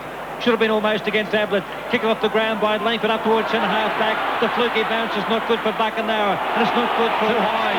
There's going to be a free kick to Geelong. 40 metres out directly in front, a high tackle. It'll be taken by Mark Bairstow. A fluky bounce eluded Buckenara and Stoneham, who really has not been in the game for the Cats today. Smooth, I think. A very telling part of the last 3 or 4 minutes has been the Hawthorn defensive errors.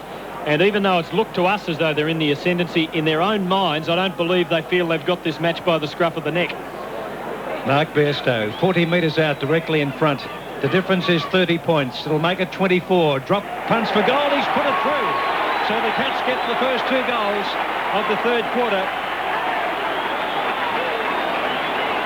And we've just got a message from Greg Miles at Moonee Valley.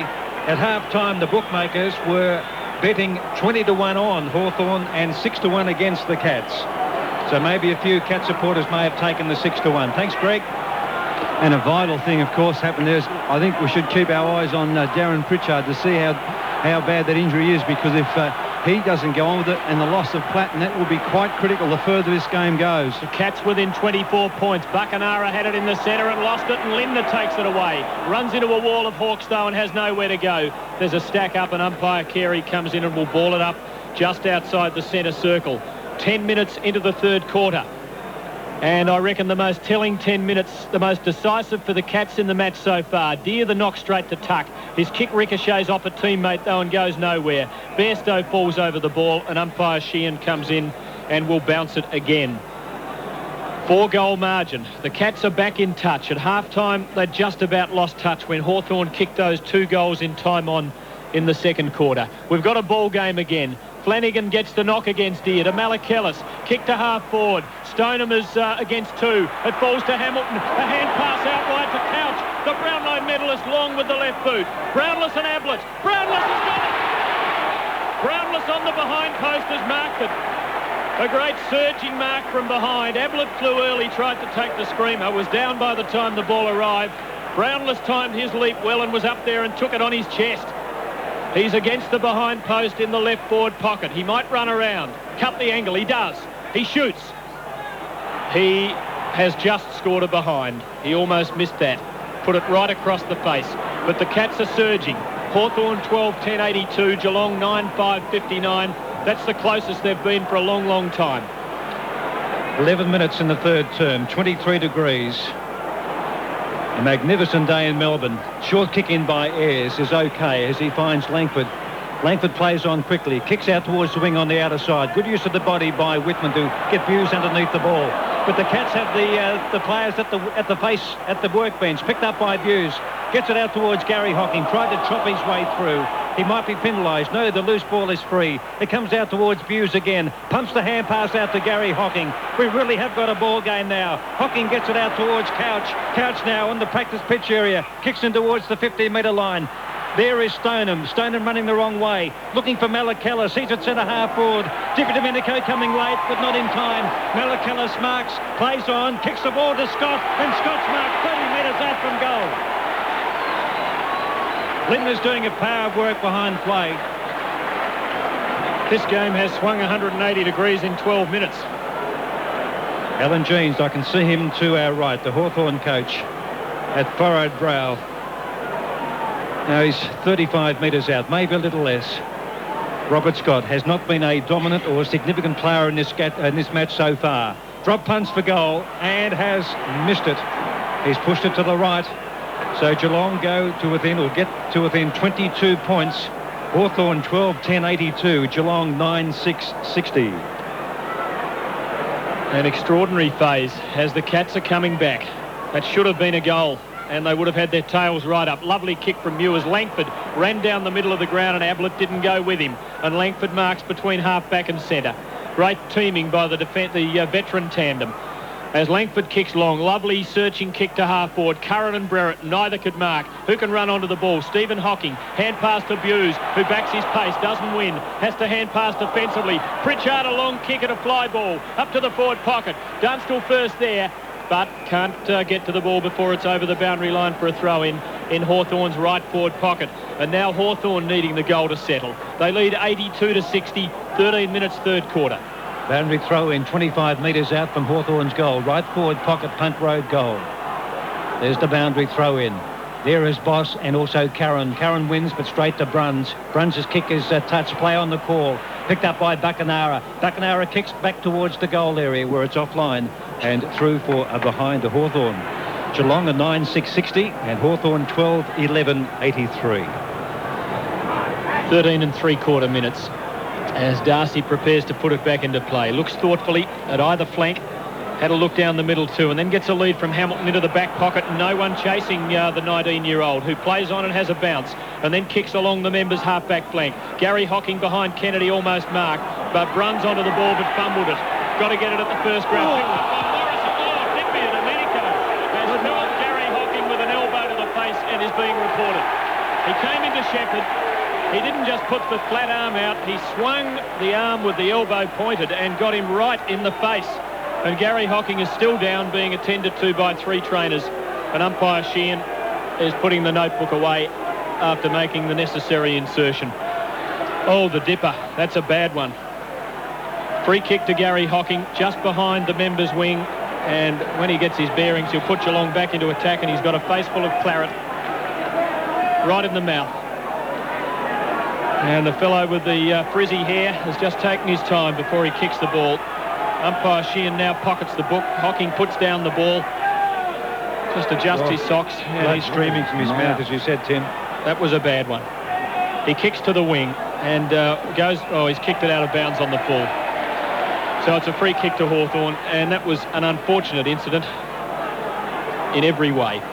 Hawthorn by 23 points, and it'll be Greg Deere to take the free kick on the half-back line. 15 minutes in the third term. Hawthorn 12-11, Geelong 9-6. Kick by Deere towards Brereton, who's behind and outmarks Boss, who is in front.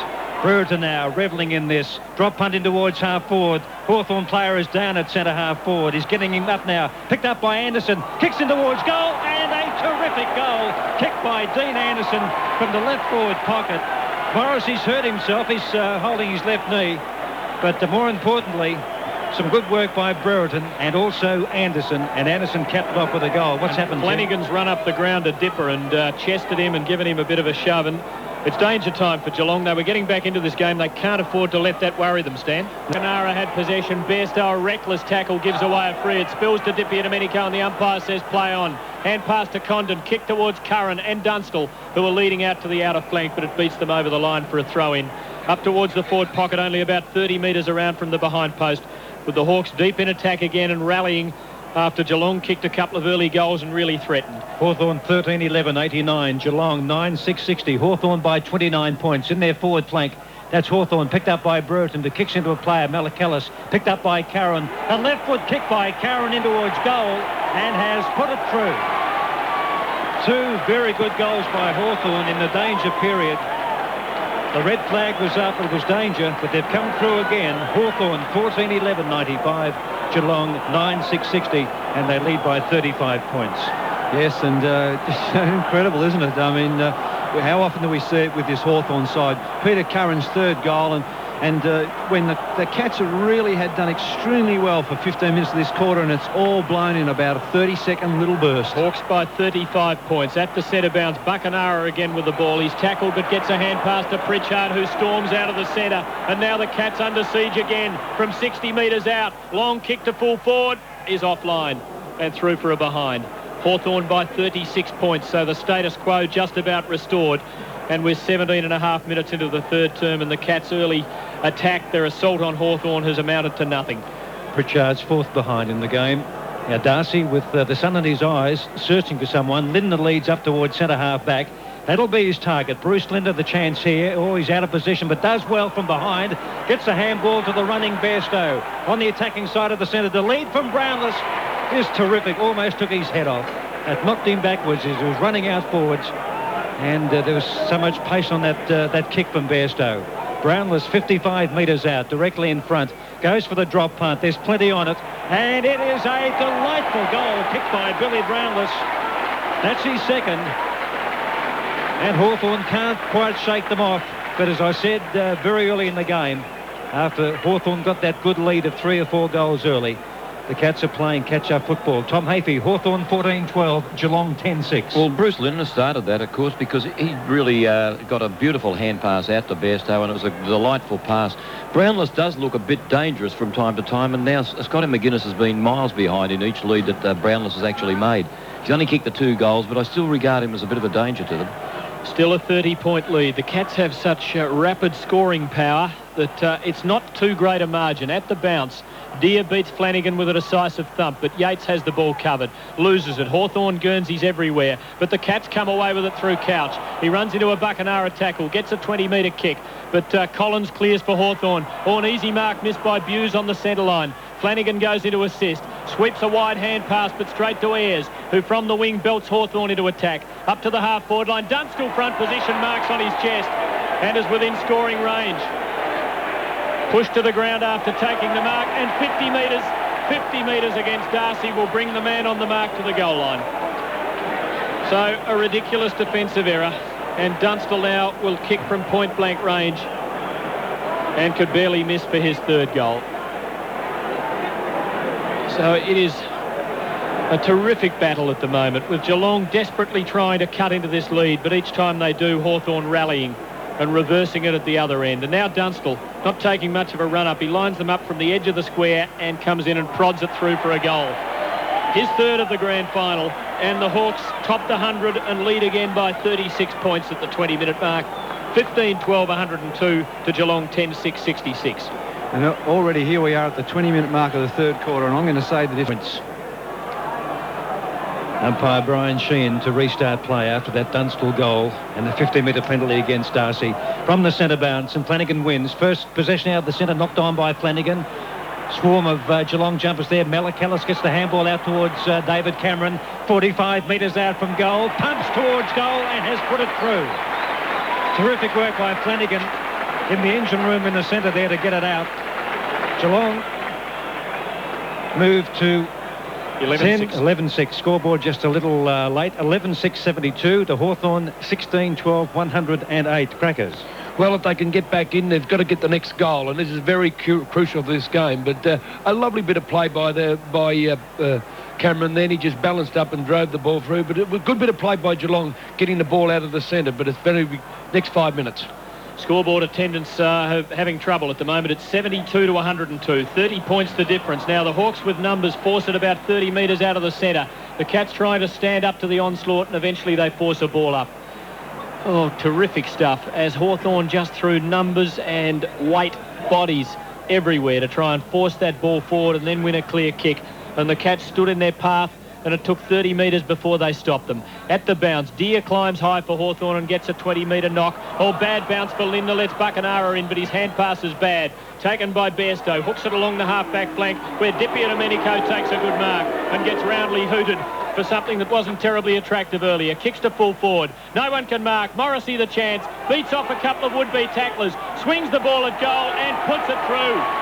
And a Geelong player is down and hurt. It's Darcy, who Tom Hafey said is as tough as old boots, but he is very badly hurt at the moment. Morrissey the goal kicker, and again the Hawks lead by 36 points at the 22.5-minute mark. By Flanagan, who'll get the first possession. Good work there by Kennedy of Hawthorn to knock the ball with his body across the half-back line. Scott overran the ball, forced into an error on Collins, and Collins will take a free kick from being dragged behind by Scott on the point of the square at centre half-back. Now Collins drop punt, looking for Dippy Domenico. He's got the front position and a terrific one-hander in front of Neville Bruns. And Brunsey really has lowered his colours today to the Big Dipper, who had a sensational first term with 8 kicks. He's lost his left boot, but he'll kick with his right, so it won't matter. And he'll go short to Chris Mew, who drifts down from centre half-back. Mew marks, kicks in towards centre half-forward, and Curran takes a very athletic mark. It wasn't a normal Chris Mew kick. It was a difficult ball to mark, and Curran had 2 grabs at it, but he had it perfectly in control both times, and is marked from 40 metres out. Stoneham going into defence for Geelong, I think, for the injured Darcy. And Madigan coming on and Ayres coming off. So it'll be Peter Curran, who's kicked 3 goals straight. Ablett's kicked 5 straight for Geelong from 35 metres out, directly in front, punt road goal. Oh, he's made a mess of it, I'd say. It may come back, no, not enough. And through for behind to Peter Curran. And a little sigh of relief there from Geelong as Darcy comes off and Schultz comes back on. 24 minutes third term. Hawthorn 16-13, Geelong 11-6. Exactly the same margin as it was at half-time. 37 points. Lovely kick in by Stone and well marked by Lindner. Hand pass to Couch. Long kick towards Ablett, lurking at half-forward. He can't mark. Good spoil by Langford. On the ground, Mew, as usual, with a bit of time to spare. Hooks it back beyond the centre. Out comes Curran. Awkward bounce. He can't take it cleanly. Won by Malakellis for Geelong. The hand pass went nowhere. Hughes deflects it to Kennedy. Hand pass wide to Buckenara. 30 metres out. Open goal and drives it through. The Hawks stretch the lead to 43 points. Buckenara's third goal. We're about to enter time on in the third quarter, and Hawthorn leading by as much as it has at any time in the match. Yes, and I think that a person who can really have a big hand in this quarter is Chris Mew. I think that his game has just gone along. He's just wrong. By Deer. He'll get the first clean possession. Gary Hocking through the pack. Kick off the ground by Hawthorn.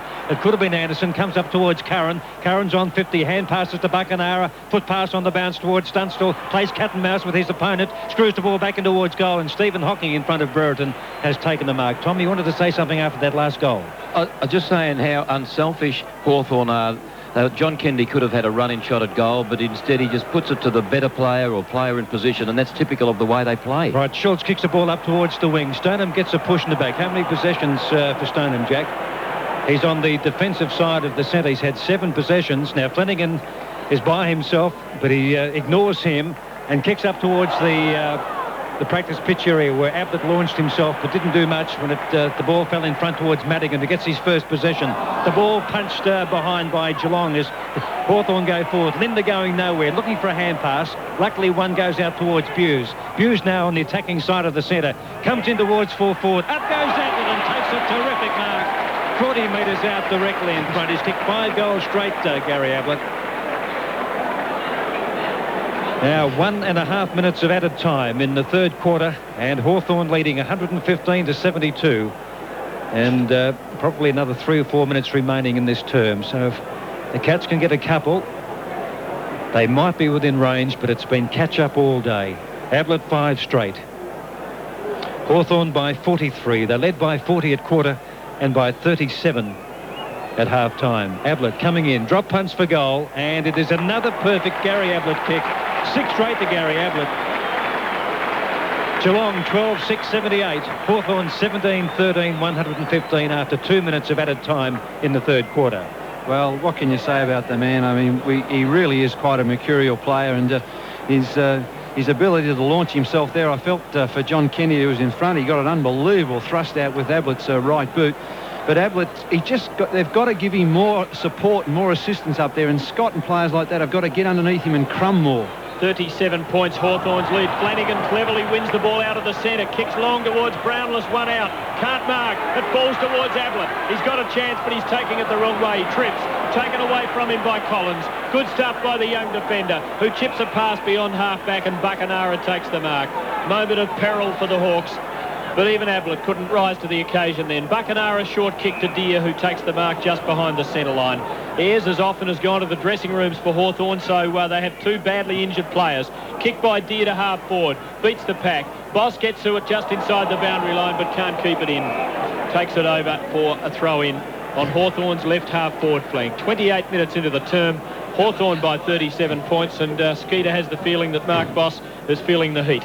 From the boundary throw in, Hawthorn into attack with Malakalis now at centre half-back. A high hand pass to Limner, who does well with good support from Stephen Hocking to get Di Domenico away. The kick by that player up towards the half-forward line to Stoneham, and it hasn't been Stoneham's day today, and there'll be a boundary throw in. Between wing and half-forward, the Cats into attack, but they looked likely before with 2-on-2 as that ball went forward, but Gary Ablett tripped at the crucial moment. Boundary throw in. Deere over the top of Flanagan gives away a free kick. Infringes. He's been tireless today. Greg Deere, the kick by Flanagan to half-forward. Oh, not a real target there. Brownless was leading, but he was never in the hunt, and Tucker's marked at centre half-back. Kicks across the half-back line to Langford. Gary Ablett claims him as he was late on the scene. Still grabbing onto him, and won't want to hold him for much longer without giving away a 50. Now, Langford from half-back flank. Condon's made space up towards the half-forward line. Punched away by Couch. Comes down towards Cameron. But the ball rebounds towards Condon. Condon's kick to Anderson. Anderson of Hawthorn, open goal. 35 metres out, and has put it right through the middle for a beauty right on three-quarter time. 4.5 minutes of added time. Anderson gets his third. Hawthorn advanced to 18-13, 121 to Geelong 12-6-78. Yes, and that third goal came pure and simply because there's a Geelong player out there showed a total lack of commitment. I mean, when he had to stand his ground and he didn't, and the Hawthorn players were able to grab the ball, swing it away, and came back to Anderson. I mean, that was deplorable, and I put that down as another ridiculous error by the Cats of just let Hawthorn skip away further. Over the 30, Nara out of the centre gets a kick straight across ground. It's collected by Bruns for Geelong, who kicks towards Stoneham at half forward. Went with one hand, and Mew just took the ball away from him with ease. Kicks back to the centre, but Bruns takes the mark for Geelong and can pump them forward again. They need a couple of goals in the last minute or so. He gives it off to Boss, who kicks to half forward. Brownless almost took a mark. Ball kicked by Ablett back towards goal, off direction, and through for a behind. Desperate snap by Ablett from off balance, and he very nearly kicked his 7th. It's 121-79, and the Hawks lead by 42 points, approaching the 31-minute mark. The kick in by John Kennedy is a short one. Gains about 25 metres to Condon. Hurt the shield to Sun. He slips over as he plays on. In trouble, and just kicks the ball fairly feebly towards the boundary line, but it's still 50 metres away from the danger area where it's gone over for a boundary throw-in. Hawthorn 18-13, Geelong 12-7. Football on 3LO network stations. 31 minutes in the third term of the 89 grand final. Boundary throw in the 2-14s, and it's Deere, 14 of Hawthorn, who wins. Comes down towards Madigan. Dorr does it well with nonchalance. Kicks the ball after a bounce up towards half forward. Brereton is there with Yates. Brereton front position. Good hip and shoulder. Brereton wins. Kicks the ball in towards the forward pocket to Dunstall on the bounce. It beats Dunstall and Schultz. The ball spills behind to Stephen Hocking, who looks for Bruns on the half-back line. It's a bad kick, too close to the boundary line. Perhaps he was playing percentage and going close to the line and thinking, well, Bruns might just beat Dipper at ground level. But it gave Bruns very little chance of keeping the ball in play, and it's over for a throw-in. Hawthorn's left the throw in. Morrissey takes the ball, gets a hand pass towards Anderson, who could get his fourth, loses the run of it. Stephen Hocking goes in after it, gets it for Geelong. Hand pass to Linder as he was tackled. Linder a low kick towards Bruns, who drops an easy mark at half-back, but cleans up and then kicks low to the centre. A run for the big man Flanagan. Deere pursuing him. Flanagan first there, has time to have a good look. Sees Brownless leading. A low scrubbing kick. Brownless overruns it. Now Ablett surging down the ground, trying to run onto it. Langford held him. No free kick. And the ball over the boundary line for a throw-in. 45 metres away from goal. Up they go. Both ruckmen virtually miss it. Knocked on by Stoneham. It gains meterage for Geelong, but the ball is over. And this time about 25 metres out from goal, there'll be a boundary throw-in. Flanagan in front. Knocks the ball down. Who to? Picked up by Hamilton. Kicks in towards goal. It's bouncing and has trickled over. It's a goal. Down on three-quarter time, and there goes the siren. A goal to Hamilton. On his left boot, a rolling ball, and it just beat the pack and threw for a goal at the three-quarter time mark. That quarter going 33 minutes and 2 seconds. At three-quarter time in the grand final, it's Hawthorn 18-13, 121 to Geelong 13-7, 85. And that's last quarter of the season. And Hawthorn are first into attack through Buckenara. Spoiled from Hocking against Curran.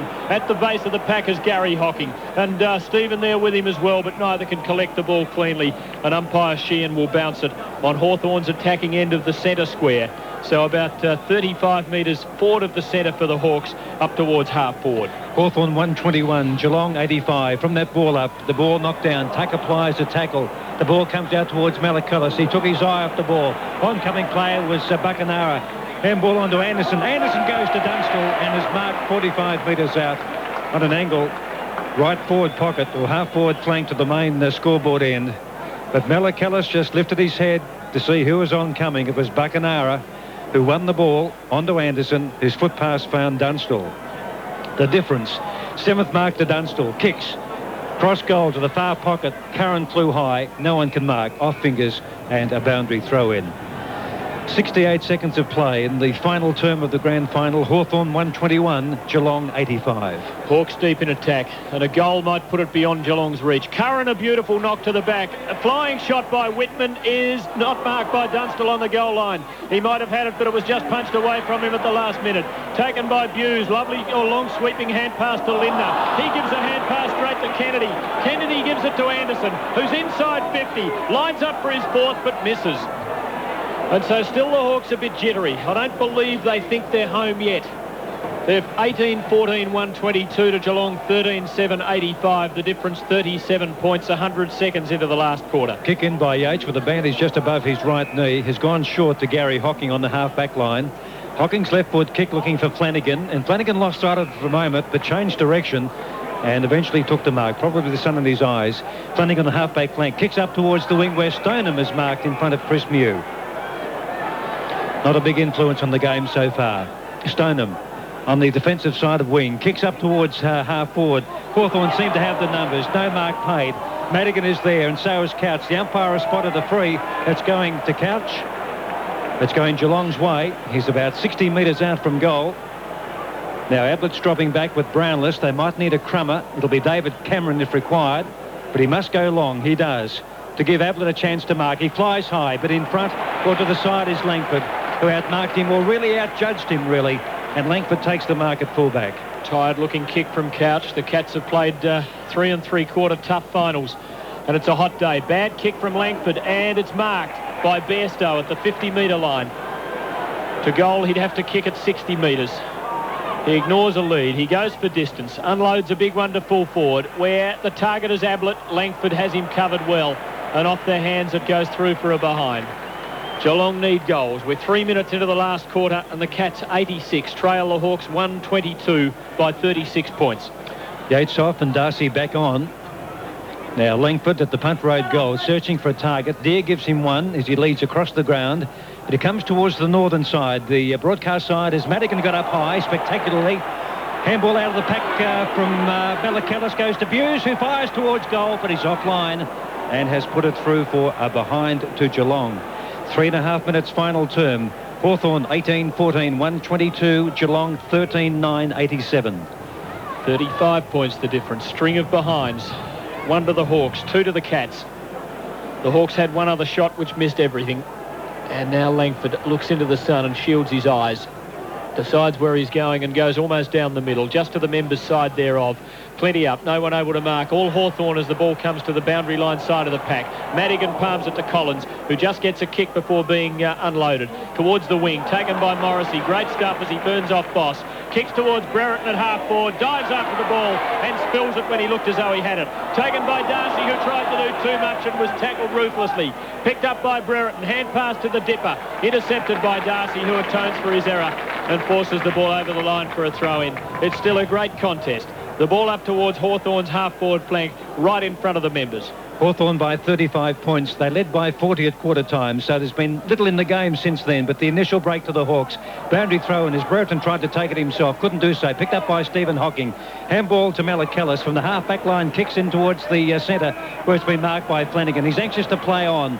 Coming out is Scott, but Davlett will be there using his body. Almost had a chance to mark. He's got the ball on 50 in front of Kennedy. He should hand pass across to Scott. Bruns is open for a hand pass.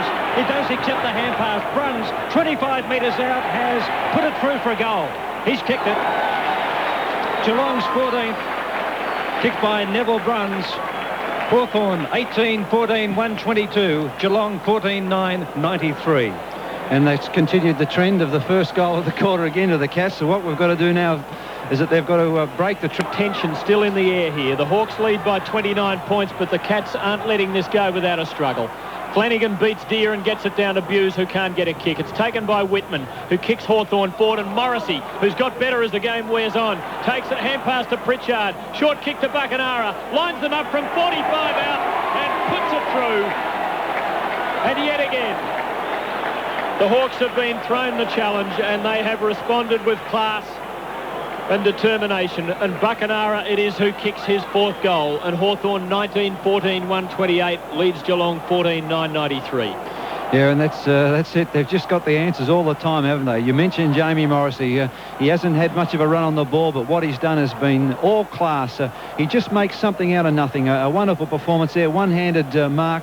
Had the presence of mind to feed the handball out, and Buckenara, he has the uncanny knack of being on the end of all those. From the centre bounce, knocked down by Flanagan, taken away by Lindner, gets it on towards Scott. Scott goes long in towards goal, but it's offline. In fact, colliding with the behind post is McGuinness, and he is almost KO'd himself. There is some padding there, which probably saved him from much more serious injury. It's taken the wind out of his sails, but to his credit, he's up, although he did look for the safety of the boundary line rail there just to support himself for a moment, and he may not be able to take the kick. The doctor's going down to have a look at him, but he really hit that behind post with tremendous force, and luckily it's taped and bound to about 6 feet up. Kick by McGuinness from the back pocket, doesn't travel too far. Up goes Buse, one grab and the second grab was a lucky one because he turned his back on it and the ball just happened to fall in his fingertips. Now he's 55 metres out from goal. Hawthorn 128, Geelong 93. Andrew Buse, 52 metres out. Drop punts for goal. It's on its way. It'll land 5 metres short. Up goes Ablett. Can't mark. A chance for Hamilton, but he can't make use of it. It comes off his left boot, and it's gone through for Geelong behind. 14-10, 94 Geelong. Hawthorn 19-14, 128. That's a difference of 34 points, almost 8 minutes into the quarter. So the Cats have just over 20 to try and get back. And they need 6 goals in that time. Their legs must be feeling heavy. Langford puts the ball back into play. With the set, Collins from behind. Couldn't take the mark. At the back, Bairstow.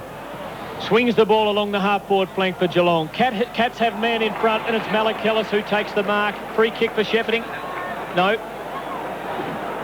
I thought there might have been a free, but Malachellis has paid the mark and he is 40 metres out on a difficult angle. And the Cats are throwing everything at Hawthorn in the first 10 minutes of the last quarter. They need a goal. Malachellis hooks it, misses.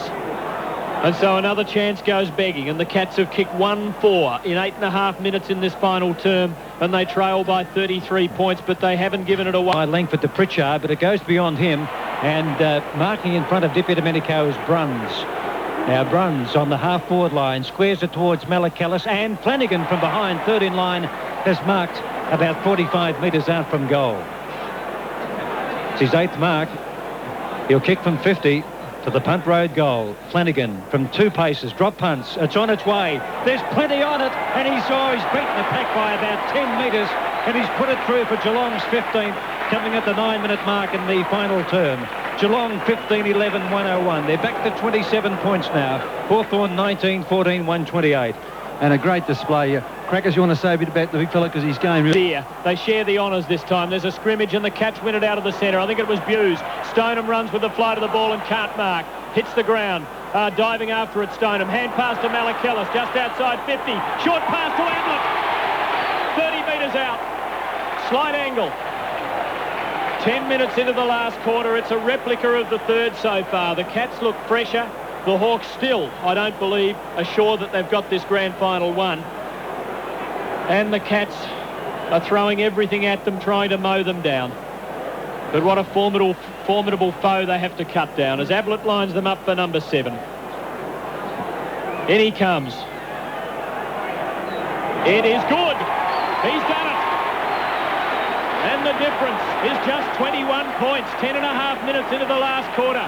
Hawthorn 19-14-128, Geelong 16-11-107. Idea. Let's see, it's a chance there for Condon, but he lost his footing. The loose ball goes to Bruns. It's going Geelong's way now, the loose ball. Kicks up towards centre-half forward. And the mark has been taken at centre-half back by Langford. Langford plays on quickly as we've got a spectator on the ground, but we'll ignore him. Kicks the ball out towards Anderson. Yes, it's Batman in the middle of the MCG. Anderson gets a possession, handball over the top to Pritchard, who does well because he's suffering injury. Kicks up towards Burton. The ball punched away by Darcy. It's picked up there by Boss. Almost to play on, but knocked away by Condon. Unfortunately for him, it goes towards Buse. He gets a hand pass to Couch. He's surrounded by 4 players. Oh, he just got out of jail, but not quite. There's a chance for Curran. Curran kicks towards full forward. Dunstall uses his body superbly. He's marked 25 metres out directly in front. Hawthorn 19-14. Geelong 16 goals 11. And Dunstall, who has kicked 3 goals 3, should eat this one from 35 metres out directly in front. And just about make a certainty of back-to-back premierships for the Hawthorn team. Only 12 minutes gone in the quarter, though. The kick by Dunstall is true. That's his 4th. Geelong 16-11-107. And Hawthorn advanced to 20-14-134. They just can't pick them back, can they, Stan? No, and I don't want to harp on this because, but it really is just, I'm annoyed. I mean, there's a situation of a player, Andrew Buse has the ball looking towards his goals and he handballs to a man who has his back to the play and has to then swing around. He's surrounded by players. And Paul Couch, I mean, really just showed he's just one side of the body. He was caught out, wouldn't use his right or left foot to kick the balls, tried to beat the players. They're under pressure. Bang, rebound football, goal to the Hawks. Another one blown by the Cats. Just to Bairstow, kick to half forward. Scott front position against Collins. No one there at ground level when it hits the ground though for the Cats. Hawthorn in control. Hand pass Madigan wasn't so good. In goes Scott for Hawthorn, but loses it to Whitman. He loses it now. Ablett, well tackled by his brother-in-law Tuck. Forces the kick to fall out into the pocket. Hamilton and Brownless there for Geelong. Hamilton pursued by 2 Hawthorn defenders. They force the ball 30 metres around the half-back flank. Dipper keeps it in play. Gets a hand pass off to Whitman. He relieves back to the centre line, but Big Flanagan in the way again. What a game he's played. Takes the mark forward of centre. Kicks to half forward to Stoneham front position. He marks. He marked just inside 50. He'll kick from just outside the painted line on the ground. He can kick that far. We're at the 14-minute mark of the last quarter, and still, I believe there is a chance for the Cats to get up and snatch this. But this is a very important kick. The difference is 27 points. As Stoneham deliberates. Drop punt is on its way. It is a lovely kick. It is home and hosed. Stoneham's second goal. And the Cats again are within 21 points. Hawthorn 20-14-134. Geelong 17-11-113. And if we remember it for nothing else, we'll remember it for the Cats Desperate tenacity. Bounce. The ball knocked on by Geelong, but straight to Mew. Mew's kick from half-back looking for Brereton at centre-half board. The ball spills behind the pack. Who will emerge? Yes, it's Geelong by Boss. Boss kicks the ball out wide. Knocked on by Greg Deere. Dippy Domenico first to get there. Threads his kick through the pack. Kicks in towards half-forward. Bit of shepherding going on. Whitman in the front position. Good harassment there by Bairstow, but I think he helped Morrissey onto the ball, who left foots for goal and has missed from 40 metres out and has put it through for behind. 15 minutes. We're midway through the final term. Hawthorn 20-15. Geelong 17-11. That's 135 to 113. Kick from Schultz back into play to the outer side. Brereton up almost took a fine mark. It's knocked away from him, though. It hits the ground. Linder over the ball, paddles it, but Buckenara first there. Might have been pushed. He was and will get a free kick about 70 metres from goal. The ball, meanwhile, had been kicked up to the centre. Will have to be returned to Buckenara, who will drive it goalward for the Hawks. And now a huge test for the Cat defence. Dipper's come down from the wing, unmanned, and taken the mark, and then been pushed. He picks himself up, plays on, goes for goal, and misses.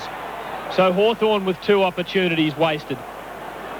They lead by 23 points, 136 to 113. 16 minutes last quarter, about 15 minutes left, and it's been a fantastic grand final. Schultz looking for a target. There's one on the member side wing, and it was Cameron. They've got the numbers there, Geelong. Cameron's marked it.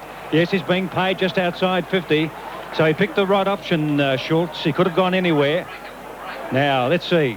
It's Cameron. Now, Dipper's over the mark. He's forced to kick hurriedly. It may be okay. Stoneham can't raise the gallop.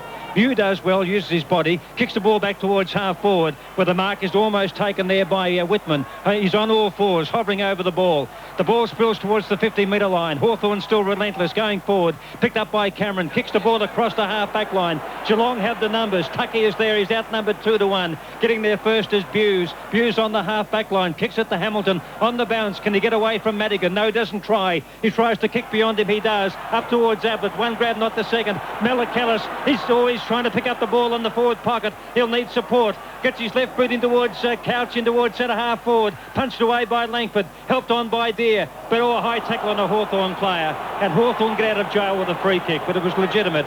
And Anderson will get it at centre-half back. Ablett might be kicking goals, but Langford's doing a terrific job on him. At centre-half back, Pritchard it is, who kicks to the wing, where from behind Linder flies and gets a thumping spoil, but Tuck roves at the front of the pack, covers the ball with his body, looks for a free and gets it, and is lucky, I reckon, because he played for it, used all the experience of his 36 years and 380-odd games, and takes it between centre-half back and centre. Poised to become Hawthorn's first back-to-back premiership captain. Kicks towards Brereton's lead out near the wing. He can't mark. Condon at the front of the pack. Tackled by Bruns. Hand pass to Buckenara. Hand pass back to Brereton, to Curran. He has to go backwards to Brereton. He goes to Deere, who gets another one on towards Condon, who rides a bump. Kicks with the left boot, but badly. Onto the ball is Gary Hocking. Desperate hand pass out towards Cameron and Flanagan. Well done, Flanagan. Shrugged the tackle. Hand pass to Couch, who's in the clear. Kicks beyond the centre. Stoneham between 2. Almost took the mark, but he hasn't been paid. Kennedy swoops. Hand pass to Buckenara. Kick back into attack for Hawthorn. It's out of bounds. The umpire approaching play and indicating a Hawthorn free kick. And it goes to Dippy Domenico, who kicks up to Dunstall's lead in the pocket. Spoiled from Schultz. Thumps it over the boundary line for a throw in about 40 metres around from the behind post. 18 and a half minutes gone. The Hawks by 23 points. And I don't know now whether the Cats have got the legs to do it. A Geelong player who couldn't break clear. The ball is fluky. Which way will it go? Gary Hocking's hand pass out towards Bairstow. Good work there by Buckenara as Bairstow is about to kick the ball. Loose ball picked up by Linder on the point of the square at half-back. Flanagan gets a path for him. Linder goes long, looking for Ablett. He's got the front position. Does well, picks up 35 metres out Ablett. He's kicked the goal. He's kicked his 8th goal. Gary Ablett at the 19-minute mark in the final term. Scoreboard at the MCG, it's only 15 points the difference. Hawthorn 2016, 136. Geelong 18-11, 119. Stan, then a quick word from Tommy. Yeah, well, I just felt that the Cats were gone. But ineffective. Socked by Deere to half forward. Out comes Stephen Hocking. Kicks at the ball while it's in flight. Gets it towards Couch, who's tackled and dispossessed. Gary Hocking, a hand pass nowhere. But Boss runs onto it. On the wing. He gallops. He kicks to half forward. Ablett's there, front position. He goes lunging forward out of the pack. Hamilton onto the loose ball. Swings at goal with the right boot. And he's put it through. It's a goal to the Cats, and the margin 11 points. 20.25 minutes into the last quarter. Just when I thought the Cats were dead, they have found life again. Hawthorn 2016 136. Geelong 1911 125. And again, well, pretty even in the ruck. He'll get first possession out of the centre. Buckenara has just been called on the ball by Anderson, who's probably out of legs. And there'll be a secondary ball up. Hawthorn 2016 136. Geelong 1911 125. 21 minutes into the final term in the VFL Grand Final. There's the secondary ball up, knocked by Flanagan. Tuck couldn't get a possession. Mellicallis is there. Hand pass goes to Bruns. High tackle on Bruns. Picked up by Dippy Domenico. Kicks in towards half forward. Oh, it's a good bounce for Hawthorn. Hand pass by Buckenara. Over the top to Anderson. Fires for goal and has kicked it. Anderson gets another one. That's his fourth. And the irony of that was he called Buckenara in to take the centre. And here's the one that broke loose and scored the goal. Hawthorn 21-16, 142. Geelong 19-11, 125. It was dear, but Flanagan still gets there and beats him. Buckenara knocks it back down to Condon, who kicks it 10 metres, but straight to Buse, who's got it in the centre circle. Geelong needing 3 goals in about 8 or 9 minutes to snatch the grand final. He kicks towards Ablett, who flies from behind and can't mark. Hamilton again at the fall of the ball. Hooks it back with the left boot. Scott versus Collins. Edge of the goal square. No one can mark, but taken away by McGuinness for Hawthorn. Steadies, delivers with the right boot out in front of Whitman, who collects it on the half-back flank. He kicks to the wing towards Morrissey, who runs with the flight. Oh, perfect kick bounce just inside the boundary line. Then hopped over for a throw-in just on Hawthorn's attacking side of the wing. The Hawks have their jaws around it. We're 23 minutes last quarter, and they lead by 17 points. Geelong need 3 goals. They've got about 8 minutes or 7 minutes in which to do it. A boundary throw-in just down from the wing with the Hawthorn team just marginally into attack. And the ball thumped towards the boundary line again by Brereton, just eroding a few seconds away on the time clock. Hawthorn 21-16, Geelong 19-11. A boundary throw-in once again. Which way will it go? Brereton there takes the ball out of the air, does get his boot to it, kicks up towards 50. Curran is there. The ball breaks okay for Dippy Domenico. Lines up, left foot kicking towards goal. It's going to bounce, but across and through for a behind to Hawthorn, which will make it 4 scoring shots now for Geelong, and it seems to be out of their reach. 3 goals for a draw. 21-17, Geelong 19-11. I'd love to come back and see more of this next week as Schultz puts the ball back into play straight down the middle. Flanagan their chance, couldn't mark, good spoil by Deere. At the fall of the ball, the Cats a chance. Hand pass towards Gary Hocking, but he overruns it. Tuck snatches it away from him. Hand pass to Whitman, but a bad kick. Straight to Steve Hocking. Hand pass to Hamilton. Hand pass to Bairstow, who's got a hectare out on the wing. He has one bounce. He deliberates. He passes towards Scott, who marks. 35 metres out, 45-degree angle. It's kickable on the southern side of the ground. We're less than a minute away from time on, but if he kicks this, a couple of goals in time on could still snatch it. In he comes, close to the man on the mark. It's not a good kick. He made a mess of it. It's a behind, and the Cats need 3 goals to put their bibs in front. They're 19-12, 126 to Hawthorn 21-17, 143. 24 and a half minutes have gone. Gives him something to lead to a target at centre half back. Up goes Deere, can't mark. He tried to punch away in the finish, but he missed it.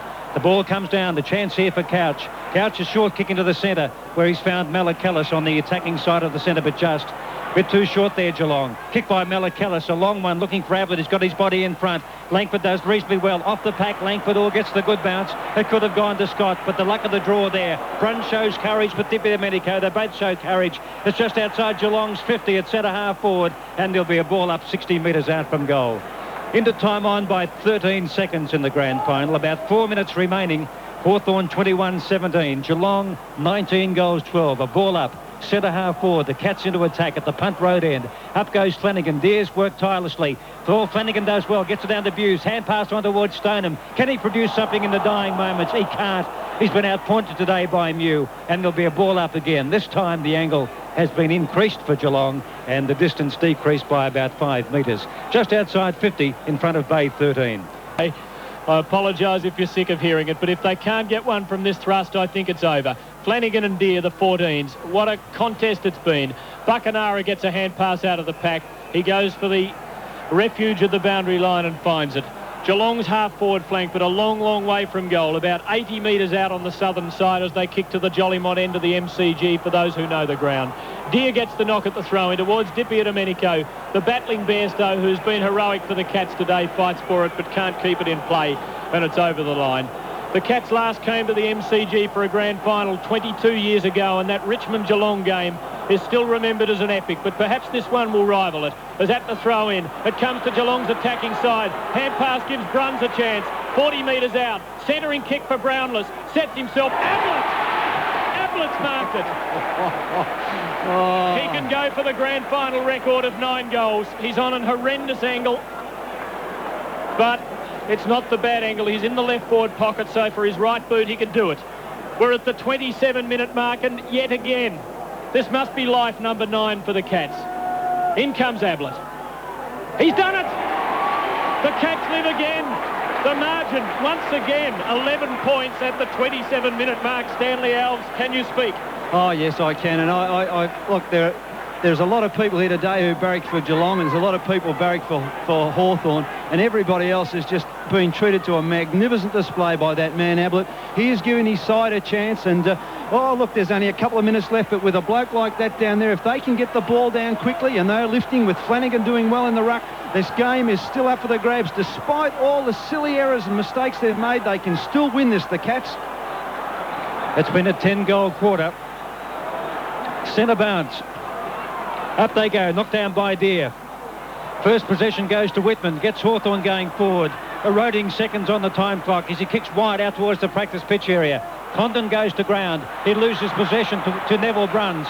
Bruns there being harassed, but gets his kick in up towards the wing, punched away by Madigan. Couch will get there first, does well to keep it in. He was grabbed, didn't have the ball, and the ball trickles over of 132. 3 minutes of added time. Deer and Flanagan nullify each other. The ball won by Whitman, who kicks it forward for Hawthorn. Buckenara or Morrissey couldn't mark, kicks it the wrong way off the ground. Cats a chance in the centre, but now it's picked up by Morrissey again. Great hand pass to Pritchard. Pritchard kicks to half forward to Curran, who's got the sit and takes the mark. Just inside 50, but out near the boundary line. It's a very difficult shot. So now the Hawks with the chance to really put the indelible stamp on it, to take it past the point of no return for Geelong. Peter Curran, who played a tremendous first half, faded a bit in the second, has kicked 3 goals. This a very difficult shot. The Hawthorn fans outnumbered here today, perhaps about 8-1, but they'll just about bring the house down if he kicks this. Geelong fans booing in distraction. Curran kicks, he's hooked it. He hasn't kicked a goal, and still the Cats have an outside chance. We're at the 29-minute mark. 144 plays 132. Half-back line who has to trap the ball on the bounce. Runs away from Brereton up towards the 50-metre line. He's defending. Comes around our broadcast side. Let's see, Collins will get there first, and he works the ball towards the boundary line, being harassed by Scott. He did well, Collins. A boundary throw-in. Hawthorn lead by 12 points in the grand final. 4.5 minutes of added time. Boundary throw-in, knocked down by Flanagan. Couch emerges with the ball, but he's tackled beautifully by Pritchard. Handball back to Hamilton. Kick up towards half-forward. David Cameron tries to help the ball on. Collins, who was up the ground a short time ago, is at centre half-back defending, and his foot pass, luckily and flukily, has been marked by Pritchard just wide of centre. 30 minutes. Pritchard taking plenty of time. And the Hawthorn and the chairman selectors there too. Kick by Pritchard towards half-forward. Punched away by Schultz. Loose ball goes to Gary Hocking. Kicks right across the half-back line. A bit of a nothing kick. There's Dippia Domenico, almost had a chance to mark. Loose ball goes to Hamilton. Kicks up towards Scott. On the point of the square at half-forward. He's trying to pick it up. He runs about 60 metres out. The lead there from Cameron. And David Cameron's marked 40 metres out from goal. He's right in front. He's got to hurry and have a kick because Geelong's best chance only is a draw. They trail by 2 goals. He's taking far too much time. Far too much time. He'll kick from 45 metres out, directly in front. David Cameron has drop punted for goal. He's put it through, and there's a goal the difference. 31 minutes up on the clock in this epic grand final. Hawthorn 21-18, Geelong 21-12. And this centre bounce, Stanley, how crucial this is. Oh, well, Tommy often talks about getting the ball out of the centre. If ever there's a time to win it, it's right now. Perhaps the greatest of all time. Alan Jeans down inside the fence now. There's nothing he can do. He's just got to hope Hawthorn can hold the ball in. At the bounce, Deere beats Flanagan. Who can get it cleanly? Abuse for Geelong, but nowhere to go. There must be 20, 30 players in there, and not quite 30, eventually a ball up. Hawthorn gained about 5 metres. 31 minutes, 35 seconds gone in the last quarter. Hawthorn by a goal. At the bounce, Flanagan brings it down to Buse. Well tackled by Curran. The ball hits the deck again. Is sat on by 20 players, and the umpire comes in and will ball it up once more. There's nowhere to go for the Cats. I think time... There it is! The Hawks have won the flag. The Hawks have won it by a goal. Their 8th premiership. Their 2nd in 2 years. But let us not for a moment forget Geelong, who made a fantastic match of it. It was a magnificent contest. They talk about 1937 when Geelong beat Collingwood, and they talk about 1967 when Tommy Hathey's Richmond beat Geelong, but I don't know whether grand final patrons at the MCG have ever seen anything better than that. With Hawthorn bouncing out of the blocks to a 40-point lead by quarter time, and centimetre by centimetre the Cats have edged away at it and drawn to within a goal beyond the 30-minute mark of the last term, but finally time beat them. And so the mighty Hawks, for the 4th time in the 80s, have won the flag. The first time they've won them back-to-back. And this Hawthorn team, playing in its 7th consecutive grand final, can consider itself one of the greats in VFL history. Final score, Hawthorn 21-18, 144. Winning by a goal, 21-12, 138. And quickly the goal kickers for the winning team, Hawthorn. It was 4 goals to Anderson, Buckenara and Dunstall. 3 goals to Brereton and Curran, and singles to Di-Domenico, Whitman and Morrissey. And for Geelong, it was 9 goals to Ablett, 2 goals to Brownless, Stoneham and David Cameron, and singles to Bairstow, Flanagan, Bruns, Hamilton and Andrew Buse. Hawthorn by a goal in the 89 VFL Grand Final. Both teams together in groups at the moment, but emotionally, there is a big difference. Now, we can hear Gary Buckenara talking to Channel 7's Bernie Quinlan. 16 men we had in that last quarter, so it's pretty tough out there. That first quarter, they hit you with everything, didn't they? Yeah, they tried. They gave it their best shot. Gee, they played well. And you won it for Jeansy? We won it for Jeansy, Joycey, and all the boys who couldn't make it. And it's good to get another one under the belt. Oh, it's fantastic. Well done, Gary. Congratulations. We might grab a few more of those interviews courtesy of the host broadcaster Channel 7. Just repeating, Hawthorn 21-18, 144 has won the flag from Geelong 21-12, 138.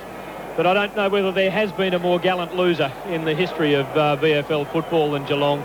Standing up Hawthorn an enormous lead and just never losing sight of the ultimate objective, but finally failing by 1 straight kick. Tim, Michael Roberts, I think, about to speak with Dermot Brereton out in the middle. Well, this will be extremely interesting. Brereton, with one of his charges into the middle at the start, came unstuck. Let's hear it. We're going to make it a great side. A lot of it out here today. How'd you come for it? Sorry and sore, but not too much now. Yeah, 7 having trouble with their radio mic, Tim, so we might just have to abort that. We might talk with Dermy later when Michael Moncrief talks with him in the Hawthorn rooms. Well, very shortly we'll have the Norm Smith medal, and also that'll be presented by Bill Goggin. I'd hate to be giving a vote. I'd hate to be a judge. And there are plenty of heroes out there today. Victorian coach Ted Whitten will present the premiership medals to the Hawthorn team. So the two groups still together.